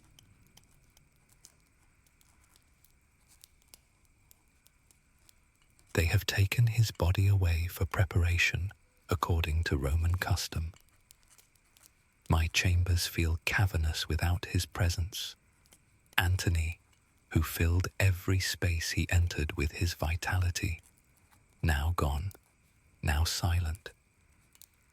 3 days have passed since he died in my arms, his blood staining my gown, his last words urging me toward life when every instinct pulls me toward death. 3 days of negotiations with Octavian, conducted through intermediaries while I remain sealed within the mausoleum. Iris brings me wine, which I wave away. Any word from Caesar? I ask, the title feeling strange when applied to anyone but Julius or Antony. His messenger Hermes awaits outside, my queen. Send him in. Hermes enters cautiously, his eyes taking in the mausoleum's interior, the treasure stacked against walls, the provisions, the narrow windows through which archers could defend against intruders. And I, seated on a simple chair that is nevertheless recognizably a throne. Queen Cleopatra, he bows. Caesar Octavian sends his condolences on the death of Marcus Antonius. How generous, considering he caused it, I reply coolly. Hermes does not rise to the provocation. Caesar requests a personal audience. He wishes to assure you of his good intentions toward you and your children. Does he? I lean forward. Tell me, Hermes, you who observe so carefully, what are Octavian's true intentions? The messenger hesitates, weighing honesty against duty. Caesar intends to return to Rome in triumph, he says finally. A triumph requires captives of suitable status. He intends to parade me through Rome's streets. Yes, Your Majesty. You and your children, I believe. I nod, having expected nothing else. And after this triumph, what then? Exile? Execution? Caesar has not shared those plans with me. Hermes looks genuinely regretful. But he has promised you will be treated with dignity. Dignity, I repeat. Like Vercingetorix, strangled in his cell after years of imprisonment once his usefulness as a symbol was exhausted. Hermes has no answer for this. We both know how Rome treats defeated enemies. Tell Octavian I will meet with him tomorrow, I say finally. Here, in the mausoleum. He may bring 2 attendants. I shall have the same. After Hermes departs, Charmian approaches from where she has been standing quietly in the shadows. You cannot trust him, my queen. I don't, I assure her, but I must see what manner of man now rules the world. Julius, I knew intimately. Antony, I loved deeply. Octavian remains a cipher, described variously as cold, calculating, merciful, and ruthless. And if he attempts to seize you during this meeting? I gesture to the chest beside my throne. Then the asp does its work, and Egypt's last Ptolemy queen joins her ancestors on her own terms. That night, alone in my chamber within the mausoleum, I write letters to my children with instructions for their tutors, to the Egyptian priesthood, confirming their privileges, And finally, a private message to Octavian himself, to be delivered after my death. Morning comes too soon.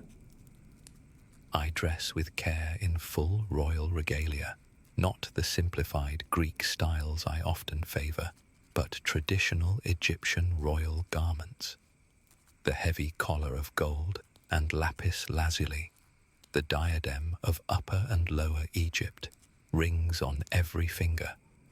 If I am to meet Rome's new Caesar, I shall do so as Egypt's true queen. Octavian arrives precisely at the appointed hour. He is younger than I expected, smaller in stature, with none of Antony's physical presence or Julius's charisma. Yet there is something in his careful movements and watchful eyes that suggests a different kind of power, patient, methodical, inexorable. Queen Cleopatra, he greets me, his Latin precise and unaccented. I am pleased we may finally meet in person. Caesar Octavian, I reply in equally flawless Latin. Alexandria welcomes you, though the circumstances are unfortunate. Indeed. He glances at the 2 chairs arranged for our conversation. May we speak privately? I gesture to the chairs. My attendants withdraw to a respectful distance, as do his, a process that leaves us nominally alone, though still within sight of our people. I have heard much about you, Octavian says once we are seated. My great-uncle spoke highly of your intelligence, and your adoptive father spoke highly of your cunning, I counter. It seems we both met expectations. A faint smile touches his lips. Direct, as reported. Very well, let us speak plainly. Egypt will become a Roman province. This is non-negotiable. I assumed as much. Your personal fate, however, remains undetermined. He studies me with clinical detachment. Cooperation would be rewarded. What form would this cooperation take? Public submission, acknowledgement of Rome's authority, perhaps testimony against certain senators who supported Antony. And in return, your life, comfortable exile, protection for your children. I laugh softly. You must think me either desperate or naive, Octavian. Your great-uncle made similar promises to Vercingetorix and others. Rome's promises to defeated enemies have proven flexible. I am not my uncle, he says stiffly. No, he had the grace to lie convincingly. Anger flashes briefly in his eyes before his control reasserts itself. You misunderstand your position, Queen Cleopatra. You have no leverage here. Don't I?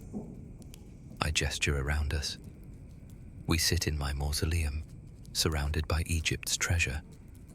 I have already demonstrated my willingness to die rather than submit. That is a form of leverage, the freedom of one who has nothing left to lose.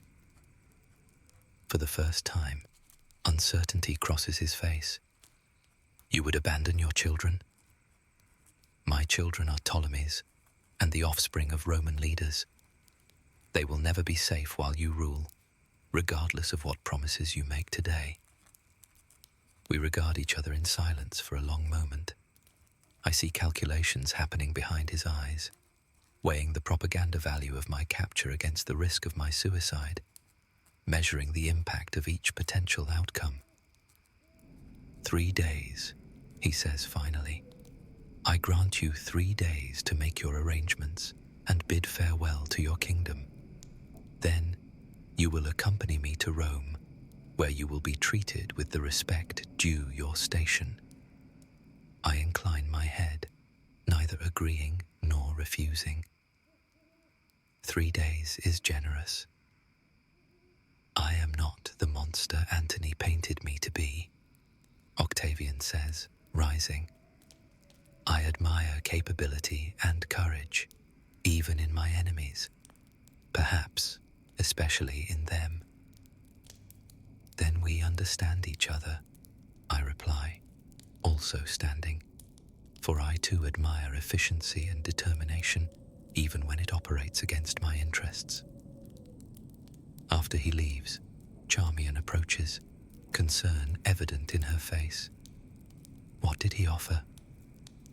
What all conquerors offer the conquered, life without dignity or death with it. And your choice?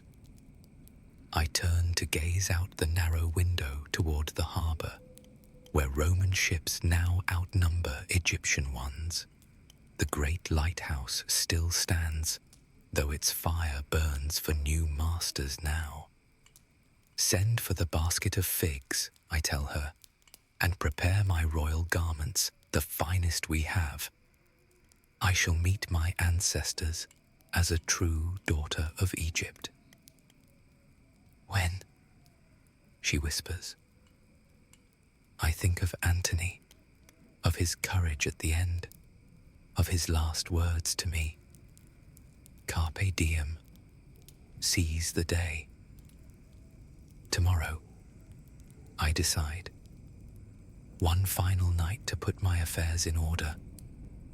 Then we seize our fate before Octavian can claim it. That night, I write my final letter to Octavian, to be delivered with my body. It is brief, dignified, explaining my choice in terms even he might understand. A queen does not become a trophy.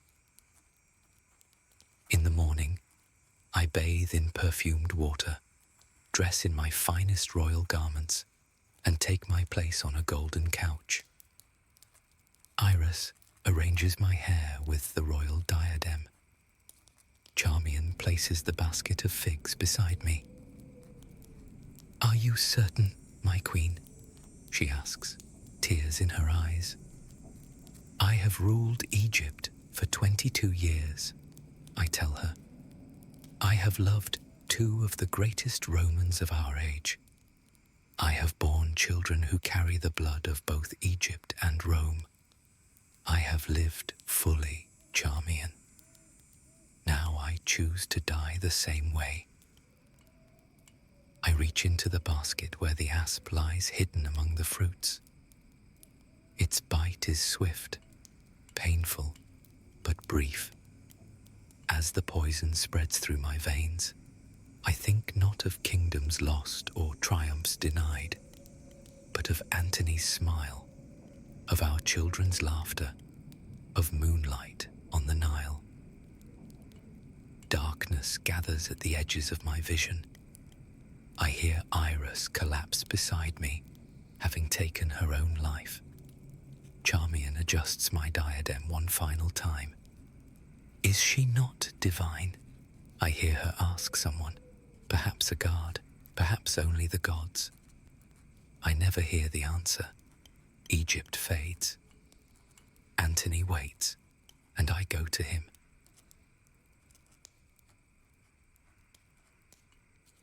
The news reaches me as I am preparing dispatches for Rome. Queen Cleopatra is dead by her own hand, her body discovered by Octavian's guards when they came to escort her to a ship bound for Rome. Her handmaidens found dead beside her. The royal regalia in perfect order, a queen to the last. Octavian's reaction reveals more than he perhaps intends. Beneath the public expressions of regret lies fury, fury that his greatest prize has escaped him, that his triumph through Rome will lack its centerpiece. He orders the royal children secured immediately, particularly Caesarion, who has his grandmother's red hair and his father Julius Caesar's name. I write it all down faithfully, recording the end of an era for the Senate's archives. Egypt has fallen, the last of the Hellenistic kingdoms founded after Alexander's conquests. now belongs to Rome. Antony is dead. Cleopatra is dead. Octavian stands unchallenged. Yet, as I walk through Alexandria's streets one final time before our departure, I cannot help but feel that they have achieved a different kind of victory. The people speak of them in hushed, reverent tones. Already, stories spread, some true, some embellished, all contributing to a legend that I suspect will outlive Octavian's carefully constructed monuments. In the harbour, fishermen claim to have seen the Queen's ghost boarding a phantom ship, Antony waiting to receive her at its helm. In the markets, traders from distant lands ask for details of their final days, eager to carry the tale back to Parthia, to India, to lands beyond our knowledge. I find myself at the foot of Cleopatra's mausoleum, now guarded by Roman soldiers. Octavian has ordered their bodies interred together, not from sentiment, I suspect, but to contain their remains in one manageable location, preventing separate shrines from arising. A stonemason works nearby, carving what will become their epitaph. I pause to watch him, wondering what words Octavian has chosen to mark their passing. What will it say? I ask. The mason glances up. 2 names, 2 dates. Nothing more. Nothing of their deeds, their rank. He shrugs. Those were my orders. Simple, unadorned. Of course, Octavian understands the power of narrative. To elaborate on their epitaph would acknowledge their importance.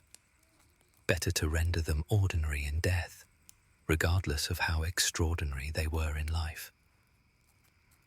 As I turn to leave, an old Egyptian approaches, watching the mason with rheumy eyes. He speaks to me in accented Greek. They will be remembered, he says with quiet certainty. When the stone crumbles and Rome itself is but a memory, they will be remembered. For what? I ask. For losing? The old man smiles. For living, for loving, for choosing their fate, rather than submitting to another's design. He taps his chest. Carpe diem. That was their motto, you know. Seize the day. How do you know this? Everyone in Alexandria knows it. The Queen made it part of her final message. I did not know this, that Cleopatra left words beyond her suicide. Octavian has kept this detail from his official reports. What else did she say? I ask. The old man's smile deepens. That true victory lies not in conquest, but in living authentically. That she and Antony seized every day granted them, and that in death they seized eternity. Whether these are truly her words, or Alexandria's embellishment, I cannot say. But as I make my way back to the Roman encampment, I find myself hoping they are genuine. Rome will absorb Egypt.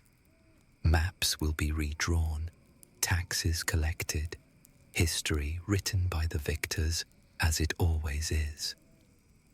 Yet something of Antony and Cleopatra escapes this neat resolution, something that speaks to the heart rather than to power, something about seizing life rather than merely preserving it. Carpe diem. In the end, perhaps that is epitaph enough.